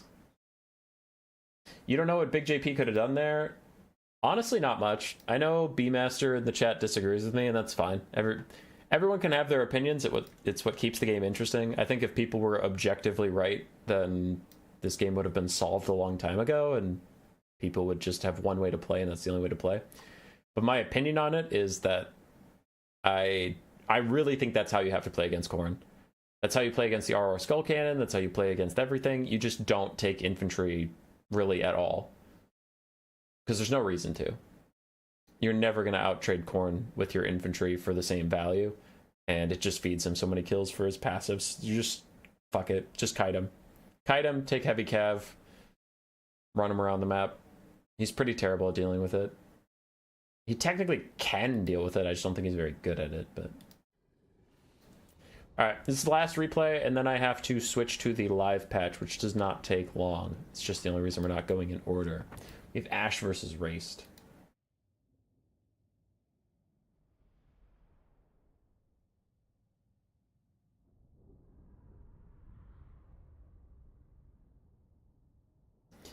Raced on the High Elves versus Ash on the Beastmen. That's triple Bestigor. Okay. Okay. I know there's some Bestigor enjoyers out there, and I am just not one of them, but I don't know why we're bothering with armor piercing versus elves. Because elven spearmen don't actually have that much armor, they just have high melee defense, so Bestigors are going to help you there. I hate it. I hate Bestigors, I think they're bad. But I'll get over it. 4 regular Centigors, the Sons of Goros, for some armor-piercing great weapons in case of Fireborn. Then we have Korngors, 2 Razorgore Chariots, Malor Dark Omen with just Flock of Doom, and then a bunch of Bestigor herds. On the other side, we have a Great Eagle, which is interesting. Don't see that very often. Frontline of Spearmen, Talons of Tor Kaleda, and then some other archers with light armor, Illyrian Reaver backlines. No Fireborn, interestingly enough. Just some more Lions, a Lore Master of Hoeth, a Noble, and then Teclis. Teclis with Flock of Doom is his only spell, the Lore Master of Hoeth with Melkoths. Alright, Razorgore Chariots charge into Braced Spearmen. Get a little bit of damage. Now they're getting the counter charge damage, so they're not enjoying it. And Warlions jump in for extra armor piercing and mass. Now the Razorgore Chariots trying to turn around and get out of there. They took a lot of damage though, and they want that one back. Bestigor Herds getting into melee combat, already down to half HP from the Archer Overwatch Fire. We'll see how quickly they get through the Spearmen. The Centaur's trying to get onto that back line. Malagor has actually helped out with a fight over here as Illyrian Reavers and a Great Eagle challenge Centaurs. The Illyrian Reavers are trading very well into the Centaurs right now, actually. Teclis throws down a bound at Fiery Invocation. Very nice job by the Beastmen to dodge that, actually. It looks like this Bestigor routed, but I think it was already dodging before it routed, so I'm going to just chalk that one up to really good micro from Ash. Centaurs are having a hell of a time trying to get into the back line, trading about even with Illyrian Reavers, which is actually quite bad for them because they cost 150 gold more. The Great Eagle is annoying Malagor, doing a good amount of damage to him, keeping him a little bit honest too. Razorgore Chariots are getting good damage out, trying to stop all the archers, which is going okay. But really, the big difference is the Bestigors. You spent so much money on them, they have to get their value back. Because that's 3,000 gold for 3 units in your front line. And one of them rallied, so he needs to come back to the fight. The other one's still full HP. Razorgore Chariots are about to die. Malagor is still getting hunted down by this Great Eagle. Look at it. Look at it just hunting him. I am the Crow Father. You can't do this. Do I look like a crow? Do I look like a crow? So the bird's just eating him alive. Flock of Doom, Overcast onto the Sons of Goros from Teclis. And Teclis is actually just going to charge Malagor. Try and help out. He misses his attack, because Teclis is Teclis. Khorne Gors still doing okay into the Spearmen. Bestigors still trying to get through Spearmen. After all this time. 500 value for you. 3 minutes into this game. The Spearmen that they just routed got about the same amount of value. I hate Bestigors, don't take them. Don't take them, especially versus High Elves. Your armor piercing is wasted. Your stats are too low. Don't do it. Centaurs charging into the Illyrian Reavers. It's going to be about an even trade again, but the Illyrian Reavers have just a bit more HP, so they might be able to clutch it out and actually win that. As the Great Eagle once again takes Malagor to the skies, and this Great Eagle actually is clutching. This is hype as hell. It just follows him around. It's a nuisance, and he can't duel it. Now the Bestigors pulling up the Razorgore Chariots. Razorgore Chariot, the healthy one, is doing a lot of good work. 150 kills on High Elves is not nothing, so I really like that Chariot. It's crushing it. And we still have a pretty healthy Bestigor herd. That will be scary in the late game for the High Elves to deal with. Another Bestigor herd is a little low, but still is there. And if you had Dragon Princes or Silver Helms or Armored Cav, they would not want to charge the Bestigor herd, so I think that's roughly what they're for. Why do so many people hate ban Empire when the really toxic stuff is already banned in Vermin League rules? The only thing we banned from Empire right now is actually just the land ship. The steam tank isn't banned. Garrett, yeah. So I think we only banned the land ship. Sir. We used to ban more. The thing about the Empire is the meta shifted. And people like to forget that. When the Empire was crazy OP, the monstrous infantry rush meta wasn't a thing.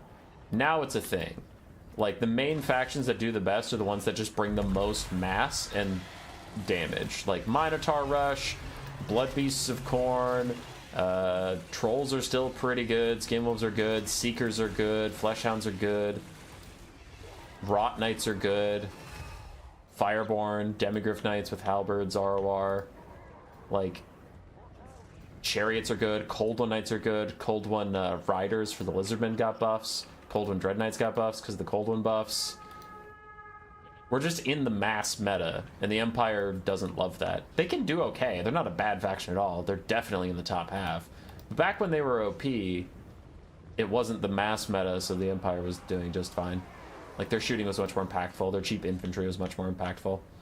A lot of monsters also got better collision attacks because the Tomb Kings got their cat upgrades, which the Empire doesn't have great single entity monsters. The Tomb Kings cats got buffs. All the monsters that got collision attacks got buffs. Nakai got buffs. So a lot of Lizardmen monsters got buffs. So yeah, It's not that the Empire got nerfed, the meta just completely shifted around them. And they went from being OP to being fine. But regardless, let's focus back up. As the High Elves are relying on some single entities now, they have a Lore Master of Hoeth, they have a Noble, they have a Teclis, and they have a Great Eagle. For the Beastmen, they're relying on the OP Bestigors, which are now they might show their worth. Maybe. When they get to surround single entities and beat the piss out of them. But that Great Eagle is MVP. It's the hero of this game. I haven't seen a Great Eagle do well in forever, and this Great Eagle did amazingly. It just killed Malagor pretty much by itself throughout the whole game. Steam Tank got unbanned since I last checked in, same with Elspeth. Yeah. Yeah, those both got unbanned, for sure.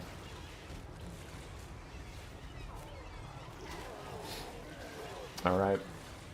Bestigor herds now gonna surround and beat up on this Noble. As that's a Bound Fiery Convocation as the Eagle dives in as well. Does Teclis have net? No, so you can't hold him in place. The Bestigors are just gonna dodge. Nice job, dodge there. Good job. Good job from Ash, and the Bestigors are back in. Alright, Bestigors and Khorngors. Ooh, Khorngors. Okay. The Beastmen have a real shot here. Khorngors with their halberds, Bestigors with their high armor and great armor piercing values, but a big overcast from Teclis. Ooh, and he has the Sword of Teclis for extra spell mastery. An even more potent Flock of Doom eats the Bestigors alive! That took like legitimately a third of their HP! And all of a sudden the Beastmen are way down in the balance power, and I would agree. Now the Noble gets knocked around and pushed away. Teclis is a terrible melee combatant, so is the Eagle versus Bestigors and versus Khorngors. So the Lore Master of Hoeth will have to do a lot of the work here. But he has Melkoths he can use if he has any Winds of Magic left. Teclis has a Flock of Doom as well. So I think the Bestigors aren't afraid of anything in melee. Their problem is going to be spells, as they're currently chopping down the Lore Master of Hoeth quite nicely. Khorngor is going to rout in the face of an Eagle, apparently. But they're still chopping away. They're doing really good work versus Lore Master of Hoeth. But there's the Melkoths, and I think Teclis is coming in for an undercasted Flock of Doom, and that'll probably seal the fate of the Beastmen, just be GG. These Bestigor herds tried. And they honestly, they started to do well. I doubted them through most of the game. I was mostly right. But then in the late game, they did okay until Flock of Doom showed up.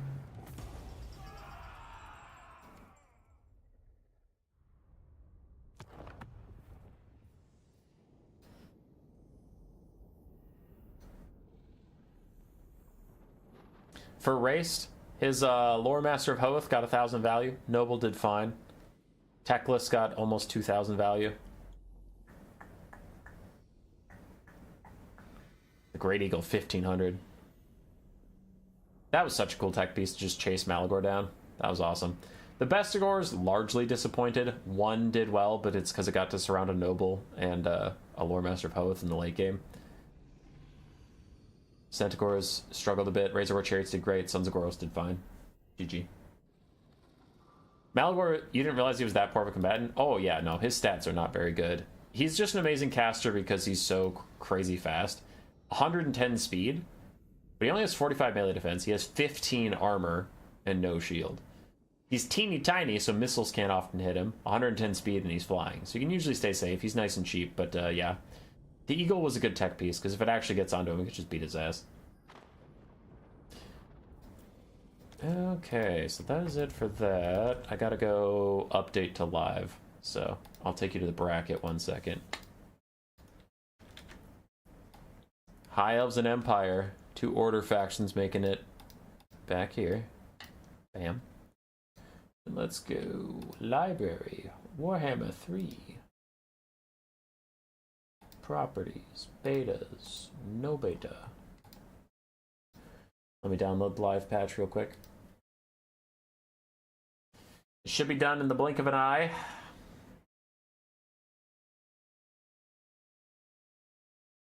I literally just clicked on it, it's already 20% done.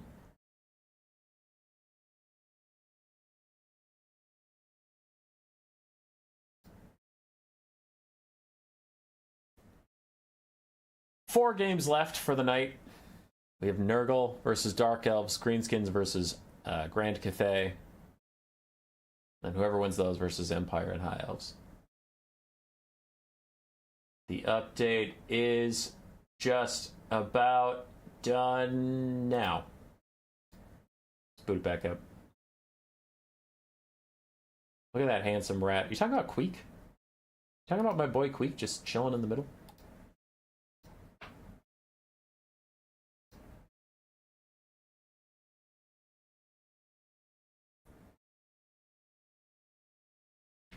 Back on the live patch, thanks to CA for giving me that special access to that little mini hotfix so I could cast the rest of these games. So let us do this. Nurgle's PA versus Flower. Dark Elves versus, well, Nurgle.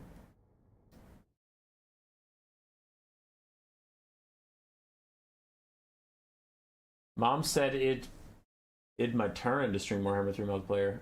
No! Turn doesn't get a turn. Turn probably has over 1,000 viewers right now, and I have 100, so he'll be okay.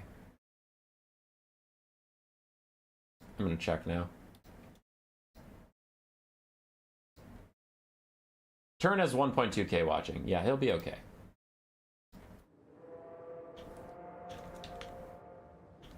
So that was at least 3 planes. The reason to take Bestigors is because the Hives don't take too much armor piercing. I guess, but I still think Bestigors are terrible. Alrighty. For Flower and the Dark Elves, we have Word of Pain and Soul Stealer Dragoncaster. Interesting on the Word of Pain. Triple Dark Rider, quadruple Dark Rider, Peter Crossbow. 4 Cold One Knights, a Dark Rider, and a front line of Dread Spears. Pretty simple stuff. Nurgle hates armor-piercing missiles. You bring some armor-piercing missiles and put them on fast cavalry so you can kite around. Makes sense. On the other side for Nurgle, we have some Marauder Horsemen with throwing axes. 4 of them. A front line of triple Pestigor. Sorcerer Lord of Nurgle with Miasma of Pestilence and then Stream of Corruption. And then 4 Plague Drones of Nurgle and 1 Plague Ogre.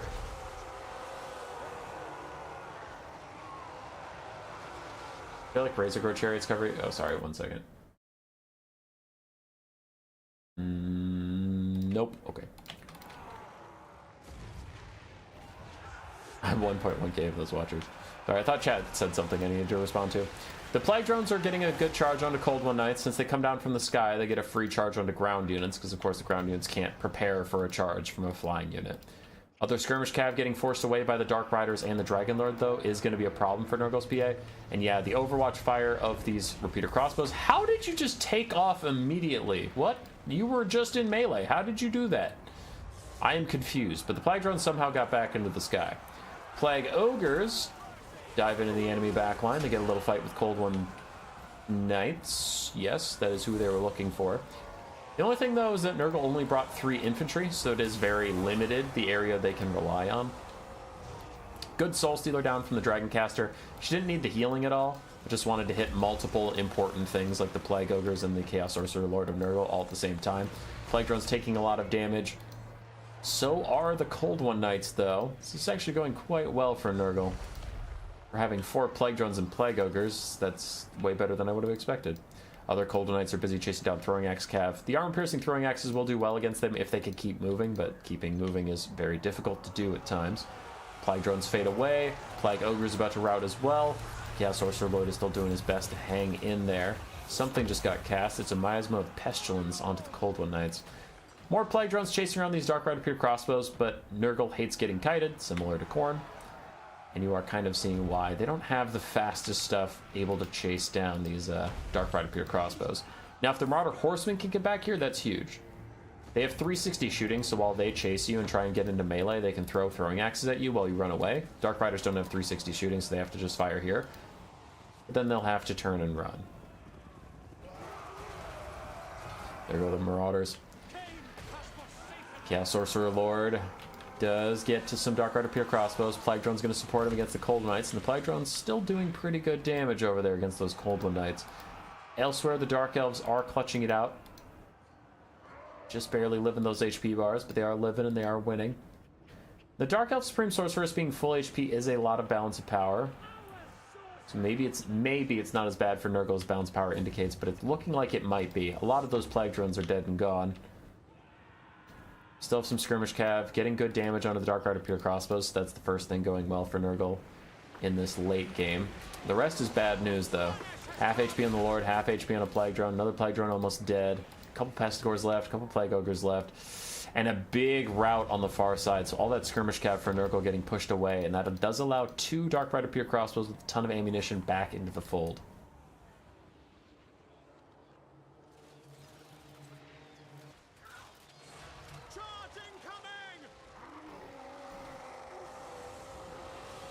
Just tank all the ammo, then heal. Straight Jimmy, that is kind of like the idea behind Nurgle, but in execution it doesn't work that well.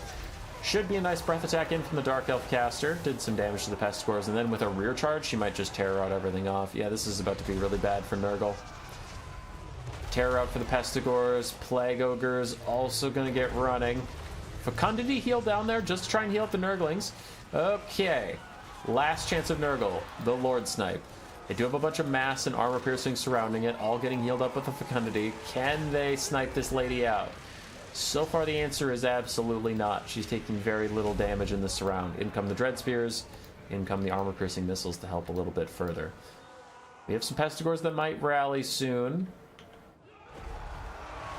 But yes, the surround did not do that much damage to the Supreme Sorceress of Dark. And honestly, she's probably just going to Soul Sealer herself any second now and kill off the Plague Drones. Plague Ogres will shatter. And then this guy, his healing cap is right around the corner. He's gotten so much healing over the course of this game. It's like going to appear in like 3, 2, 1. There it is. Nope. How far off was I? I'm very curious. I'll leave it up on the left-hand side of the screen so we can see when it shows up.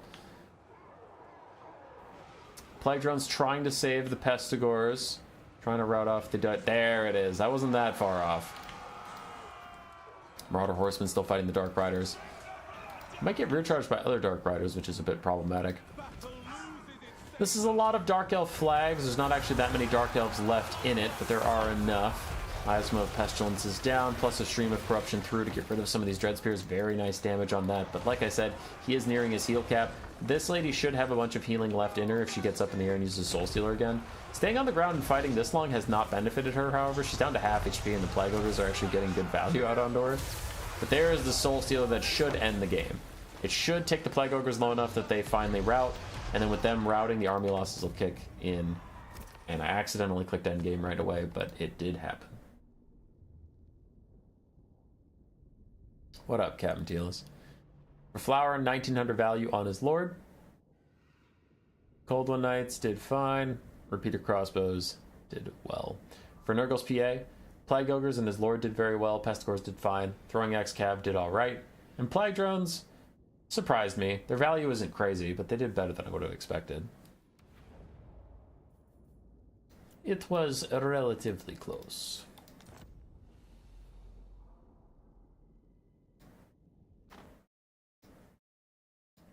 Back to bracket. Dark Elves advance. We have one more game in the second round. Inkars and Olaf de Moose, Grand Cathay, and Greenskins. That has the Acid Burper in it. I know Inkars gets mad at me because I think the Acid Burper and Colossal Squigs in general are bad. But he's taking it. He believes in himself. Hayseed, you didn't think that. You didn't think Glorious Rot was going to save it. Don't you lie to me. Don't you lie to chat. Greenskins and Grand Cathay. And that's 5 spinning loons. Inkars is ready to murder some infantry. Alright, for the Greenskins, 5 Night Goblin Fanatics, one of which is the ROR 8 Peak Loons. And then we also have a Night Goblin Warboss who also has Fanatics. Then we have a Night Goblin Shaman, Vindictive Glare and Itchy Nuisance. Bunch of Orc Boar Boys, Logi Bogies Spore Splodas, Pump Wagon ROR, De Acid Burpa Colossus Squig ROR, Black Orc Big Boss, and then the other side, more of the same with a Snotling Pump Wagon Flappa. Are you casting semifinals too, or is this last one? I have 3 games left. This and then 2 semifinals.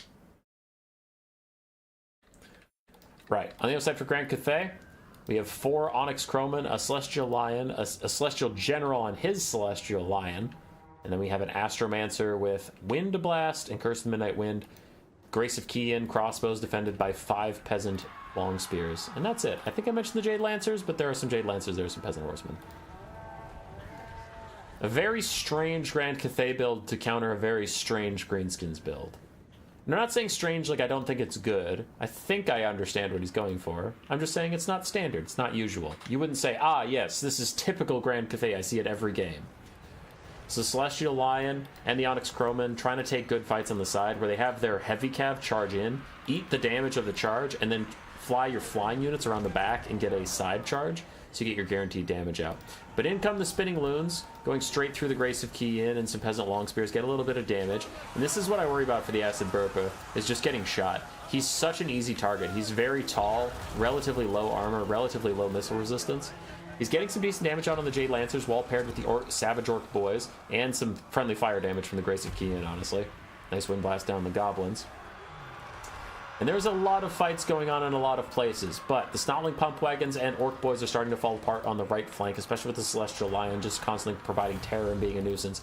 Spinning Loons are everywhere through the Grand Cathay lines, and a Black RV bus is also being annoying in the back line. Dasaburpa is getting low, but he's holding for now, and his terror routes off the Peasant Horsemen, while also Demonic Instability crumbling an Onyx Crowman. So that is pretty good for them. The Acid Burpa does help out in that area. Awa is out, giving extra stats to the Greenskins, but looks like this Orc Boy is probably going to be doomed. Even with the Wa, he should be routing any second. Grand Cathay is in a bit of trouble as their Peasant Long Spears are starting to break. One of their flanks entirely collapsed. That might just be a problem. These Peasant Long Spears start to route in every direction. Mark of Yin out from the Grace of Key in. Good damage onto the Savage Orc Boys, but more Spinning Loons and a Rampage onto the Grace, and that's going to be a big bounce power shift as that expensive ROR Celestial Dragon Crossbow gets knocked out. Now, can the Onyx Crowman and double Celestial Lions carry the rest of this game? We will see as the Night Goblin Warboss gets attacked by the Celestial General. The Acid Burpa is going to wander past here. Doesn't have anything to do with this, or is it going to ominously turn and rear charge him? I think it's going to ominously turn and rear charge him. Fearsome Mork gets rid of the ITP of the Night Goblin Warboss on his Squig, but doesn't route during that duration, so he gets his ITP back and he'll be fine. Various Night Goblins are starting to route. Orc Boar Boys running out of HP as well. Can the double Celestial Lion abuse the low HP Greenskins? Just route them over and over again. Maybe. And then if they team up, then kill the Colossal Squig. These Fanatics, that 8-peak Loons are full HP. That is very concerning. Maybe if you keep your Wind Blast caster alive in the late game, you'll be okay. This is the Black Orc Big Boss. Fights against the Celestial Lion, but it's a losing fight and he gets pushed away. It's not like Pump Wagons run down some Peasant Horsemen. Celestial General is trying to duel with the Acid Burpa. It's getting some shots on its side, but I don't know if he wants to take this fight alone. Peasant Horsemen are going to join him and hopefully distract the Acid Burpa, but it gets some decent shots back onto him. Now, as I discovered in my Boris Toddbringer versus my Night Goblin Warboss game, this guy can die very quickly, but if he gets a rear charge on the Celestial General, he should be fine, and he even sends out some Spinning Loons into oncoming Peasant Long Spears to distract them. Something is getting cast here. It's Curse of the Midnight Wind, reducing the melee attack of all the Greenskins in the area, and the Spinning Loons hurt the Night Goblins more than the Cathayans at this point. The Celestial General is having difficulties getting away as the Acid Burpa keeps up with him. Runs him down. Peasant Horsemen are being asked to sacrifice their lives to save him. He gets up into the sky, but a Vindictive Glare hits him, and he dives right back down to the Acid Burpa. Just wanted to refresh his charge bonus, apparently.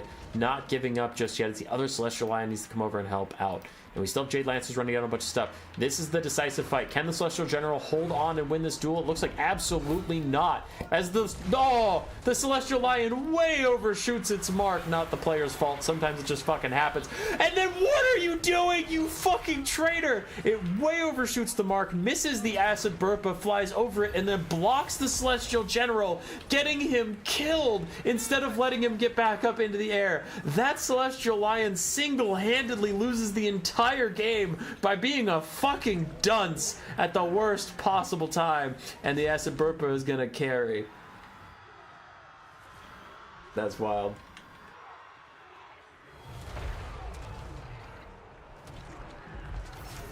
Acid Burpa is gonna go down.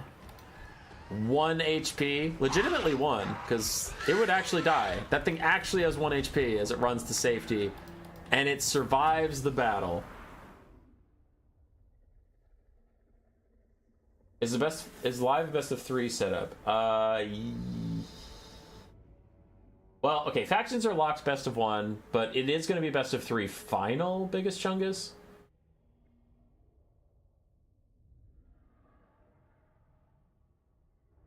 Yeah. Well, I'll explain in a second. We'll check the bracket in just a second, Biggest Chungus, and I can explain that. It's not that complicated. I'm overhyping it. For Inkars, his spinning loons killed a lot of peasants and got through. The Boar Boys did their best. Honestly, Olaf just got really good flank engagements and shut them down quite nicely.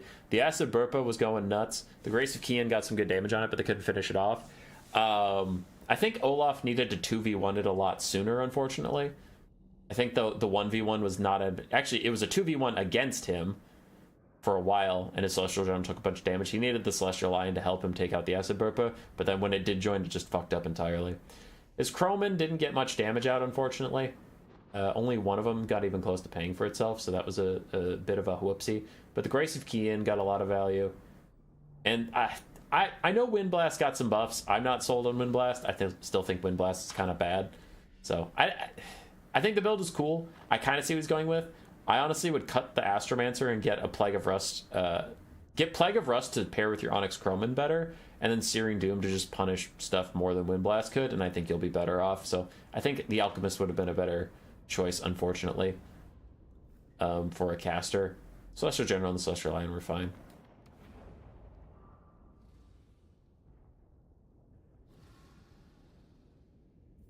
Make a vid for this game? Maybe. I'll think on it. Alright, so to answer your question, how will finals work? Okay.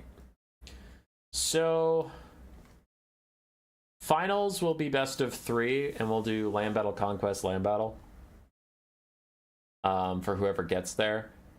But these two semifinals will be best of 1. So the final day will be live. It'll be Flying Taco versus Sipa. Whoever wins that versus Rider of Rohan. And then the other side, blank versus blank, which we'll find out in just a second, but I want to spoil that for you. And then they'll play best of 3 finals. So the final day will be live. It'll be 3 best of 1s and a best of 3, which the whole stream should take like an hour and a half, because you already know what factions you're playing, so there won't be pick and ban. Anyway, we have 2 games left. Who will make it to the top 4? Dark Elves, Empire, High Elves, or Greenskins?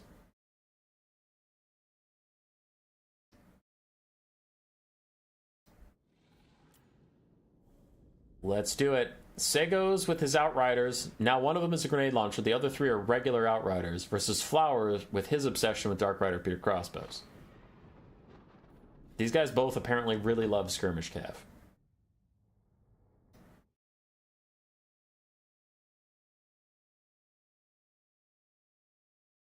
Apologize to the Acid Burpa? Never. Never!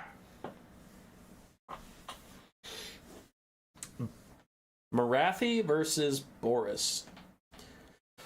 I'm mostly concerned about those 4 Cold One Knights. I don't know how the Empire build is going to deal with them, because Outriders, like, legit can't hit Cold One Knights. They just can't. The grenade launchers might, but the regular ones can't. 3 Outriders and a grenade launcher Outrider. Boris Toddbringer, Shadows Caster with Melkoths and Pit of Shades, 4 Empire Knights, and then a bunch of state troops, halberds, and spears.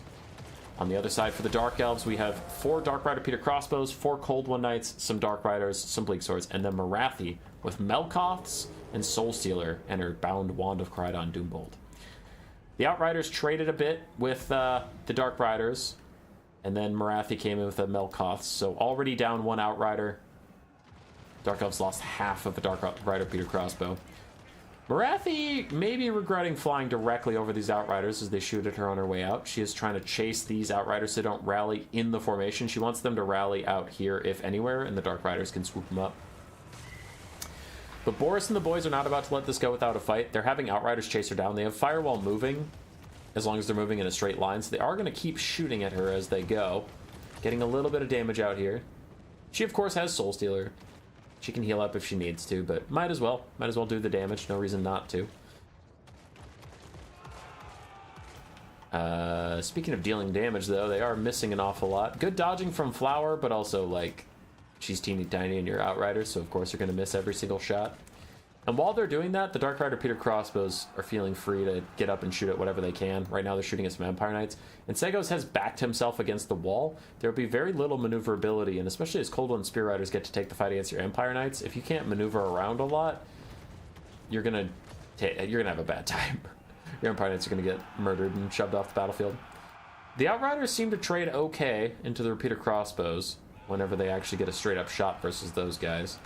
And Morathi comes back over to harass him again. Yet again, the Outriders turn and just shoot at her. They've taken out about a third of her HP, which 1 or 2 Soul Stealers will fix. Dark Elves limited infantry getting charged by Empire Knights and Boris for now. Peter Crossbow's trying to punish him. All 4 of them shooting at Boris. He will be a tough target to hit, especially as he's about to take off, so now they all turn onto the Empire Knights instead. That should be a much easier target to take out. We see they take a lot of damage on the side of my screen as I do pan over to check on all the cavalry getting involved. Dark Riders charging in, forcing the Outriders into a middle area, where now I suspect we'll have Cold One Knights closing in soon and really hemming in these guys so they can't get away. Look at 3 Dark Riders pinning an Empire Knight in place. That feels excessive for something that's not going to do any damage to the Empire Knights at all. Meanwhile, a big Pit of Shades is down from Segos. He uses it onto the Cold One Knights, using Boris to also try and terror out them away and get himself a little bit of space, because Cold Knights are going to be a big problem for him if he doesn't take them out. Empire Knights fighting other Cold Ones, but trying to not take too much damage from Dark Rider Pure Crossbows. Those guys do start to fall back for now, but they will be back in greater numbers. Meanwhile, all the Dark Riders surrounding the Empire Knights, turns out that wasn't actually a great idea, and they are taking a bunch of damage and not really dealing a ton back to the Empire Knights. Considering it was a 3v1, they're not doing that much damage. So they are all about to rout. The Empire Knight might actually outlast them. It does, as all 3 Dark Riders routed. And now Cold Knights are fighting on top of halberds and spears while getting shot, so that is a bit of a disaster. Morathi gets a good Doom Bolt plus a charge onto the grenade launchers, but the grenade launchers already cleared out several Bleak Sword squads. That'll be rather painful. But once again, nothing is dealing with these Dark Rider Peter Crossbows, and we've seen this on a lot of Flowers games for this faction war. As he gets into a late game where he just has a bunch of Dark Rider Peter Crossbows left and he just shoots things a lot. That's a lot of Cav. That is a lot of Cav. Welcome to the Cav and single entity and monster meta. Anything with mass and speed is what is strong right now. Cold One Knights get Melkoth'd, as Boris is also recharging them, trying to get rid of these guys, but Dark Riders charging onto a Soul Stealered clump of Outriders, who are currently firing back at the repeater crossbows as well. Segos is fighting back, bounce power is 50-50. The Empire still has a lot of infantry. They have some cavalry here and there. Boris is healthy and does heal himself slowly over time as Outriders fall back. Empire Knights charge into Morathi to hold her in place and allow the Dark Riders to go get to safety as repeater crossbows chase them down, though. Their leadership is faltering, and one of them stops and throws a valiant volley into the back of these Cold Knights to peel for Boris. I like that a lot. That was a good volley. A lot of the Outriders for the Empire have gotten good value so far. Yeah, they're doing great. They're doing great this run. No complaint about these Outriders.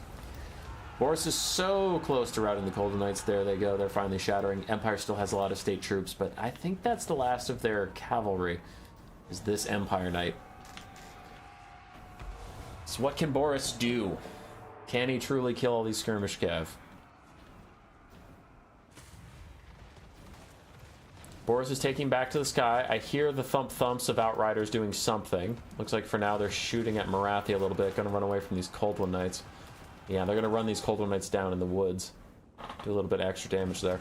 How are we doing on the Cold One Knight count? Because Boris really doesn't want to fight them. We have one at a third HP and another at about a third. Okay, so we need the Melkoths from the Grey Wizard. Whenever he has it off cooldown, he needs the Melkoths, the Cold One Knights. And there's one already. Yeah, nice job. Sego's identifying the same problem.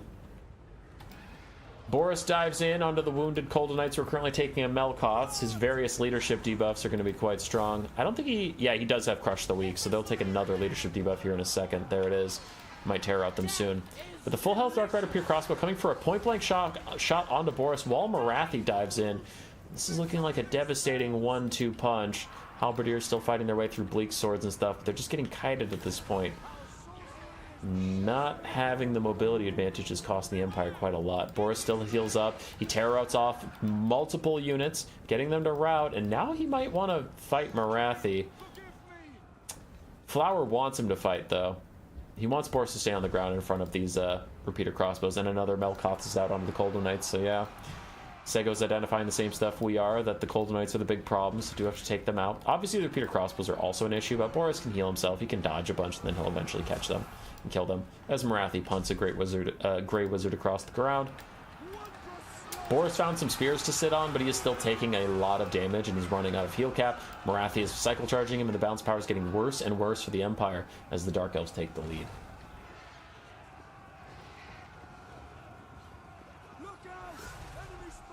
In cars? That's allowed. That's allowed. You can do that.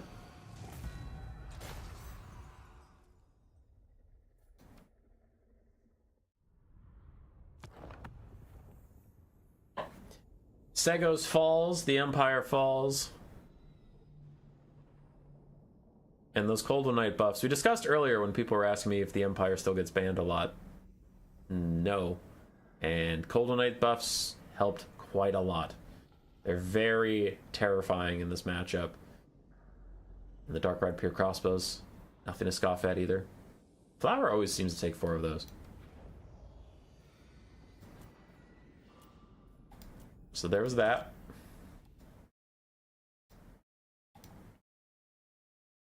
Dark Elves make it to the top 4 to join High Elves. We still have a game to be determined on the right-hand side. Like I said, it will be played live, but that's Dark Elves versus Ogres. So potentially we have Dark Elves, High Elves in our top 4. Or Ogres, but still. There's a potential for 3 Elves. There's also a potential for 3 or 4 Elves if Raced beats In-Cars. So if you're sick of Elves, root for the Greenskins here in our final game of the night. I love how much people like to complain that Skaven are OP, and then our finals is going to be all 4 Elves, for sure. Just Elves. In-Cars versus Raced, Greenskins versus High Elves.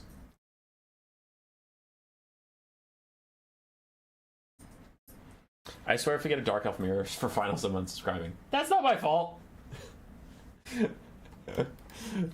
What did I do to deserve this? Alright, for In-Cars is Greenskins. We have Night Goblin Fanatics across the front line with some goblins. And we have Orc Boar Boys, Orc Boar Biggins, the Swamp Things, Savage Orc R Boys, and the Black Orc Big Boss with his Rabble Rouser and Black Cleaver. And then we do have a Goblin Great Shaman up on a Spider with Vindictive Glare and Sneaky Stabbing.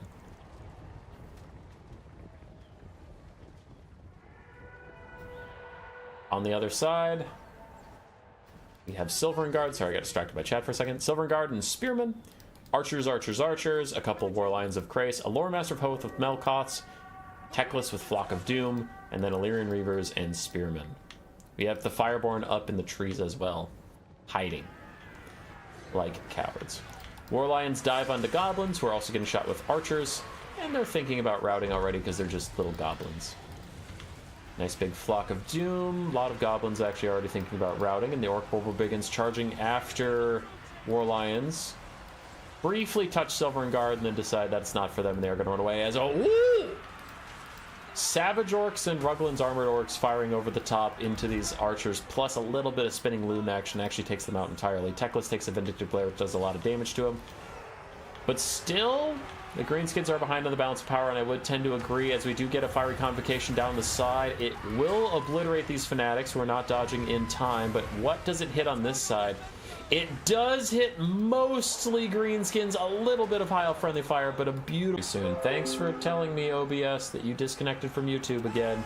Don't know why you're doing that, but please stop. Silvern Guard holding down the front against the Swamp Things. Overcasted Flock of Doom from Teclis. Gonna damage the Greenskins a lot, but also did cause some overcast damage to himself. The Fireborn are still full HP, which is concerning, as they're about to run into Orc Boar Biggins to take those guys out. More spinning loons out from the Greenskins, trying to kill off those annoying Spearmen and Silvern Guard with their high melee stats. Balance power is turning against the Greenskins, though, and I do agree. The High Elves are winning the front line. Ooh, more spinning loons, though those ones actually damaged the Rusty Arrows quite a lot. Anyway, High Elves are winning the front line. They still have a good amount of archers. They still have a good amount of cavalry. They're kind of winning everywhere. The Greenskins have a lot of balance power in their monstrous Lord, which doesn't take up a lot of battlefield space, and I worry in a late game he's going to be sitting on top of Spearmen and getting shot by archers. Oh, and of course the Fireborn can surround him for 0.2 seconds and kill him off.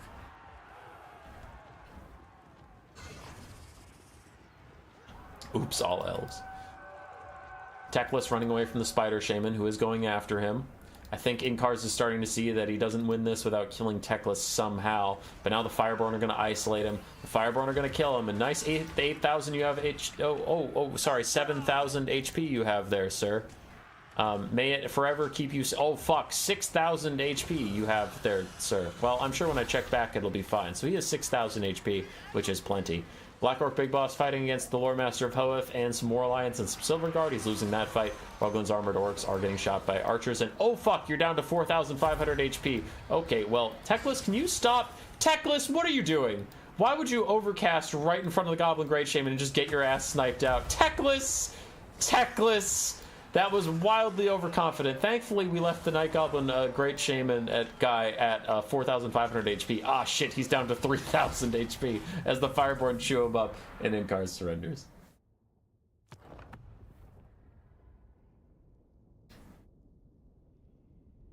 Alright, Race tried to throw away Teclis, but it was not enough to throw the game. Inkar's had a tough time getting a lot of value on anything besides his spinning loons. Race got 1,800 value off of Flock of Doom. That spell shut up, OBS Studio. No one cares that you're disconnecting for no reason. The stream's almost over. Calm down. Alright. Fireborn did great. That was that. Now, before you go, I have to stunt on some fools. So we have High Elves, Dark Elves in our top 4 confirmed, and it's maybe Dark Elves or Ogre Kingdoms. Can I just say, we're a Skaven. Lost in round 1. Lost in round 1. Okay. Where's Empire? Lost in round 2. Lost in round 3. Okay. Where are Dwarves? Lost in round 3. Where are Demons of Chaos? Lost in round 1. Elves might be OP, you guys. The only elf to lose so far is the Wood Elves, and they lost to, wait for it, Dark Elves. They lost to other elves. So can all the Elven mains out there that are whinging and complaining that your faction is so bad, and when can Dark Elves get buffs, and when can High Elves get buffs? Can you guys all just take a second and maybe look around, take a look at the bracket, take a look at what's going on, take a look at the fact that in every fucking tournament I see Dark Elves all the time. I see High Elves a close second to how much I see Dark Elves all the fucking time. They're strong. They're strong factions. I don't want to hear no more of this elf apologist shit where people are saying elves are secretly bad. They're not secretly bad. They're strong as hell. Are they overpowered? No. I acknowledge that. Because they're getting to top 4, it looks really funny. I know that they're not the top 3 factions in the game. Ogres are like factually better. Demons are factually better. Dwarves are... Some people would debate it. I would think they're factually better. But like, I know that. This is just a funny result. But I also think this does illustrate something that I do think people are sleeping on the elves a little bit, on how strong they are. They're very popular. They've always been very popular. There's a ton of elf players on our server. But some of those elf players are like, no, they're not that good. And then I just point to this and I'm like, I mean, they seem pretty good. So, yeah. It'll be kind of funny if Sipa beats Taco and we get this. I'm honestly hoping for Taco to win. Nothing against Sipa, I just like faction diversity. And the meme of Dark Elf versus High Elf versus Dark Elf versus High Elf would be funny, but it also wouldn't be as interesting as at least throwing a third faction in there. So I don't know, but that's where we're at. Finals should be on Sunday the 9th, and we'll have Dark Elves versus High Elves to start off the stream. Then we'll do Dark Elves Ogres, whoever wins that versus High Elves, and then Finals. Right. I'm going to check in on chat, and then we'll call it a night.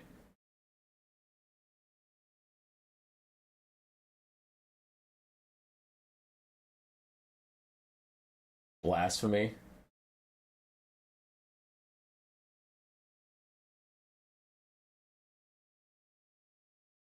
High Elves got the 3 good matchups they have left. Now hang on. High Elves got Kislev, Beastmen, Greenskins. That's 3 matchups. On the other side, they got Warriors of Chaos, Vampire Counts, and Dwarfs. That's 6 matchups. You can't say they got like the 3 good matchups they have left when they've won 6 matchups so far.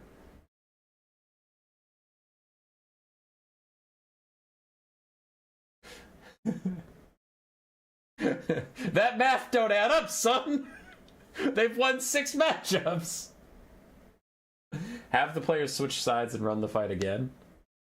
Are you talking about like all the players play the same games but they switch factions?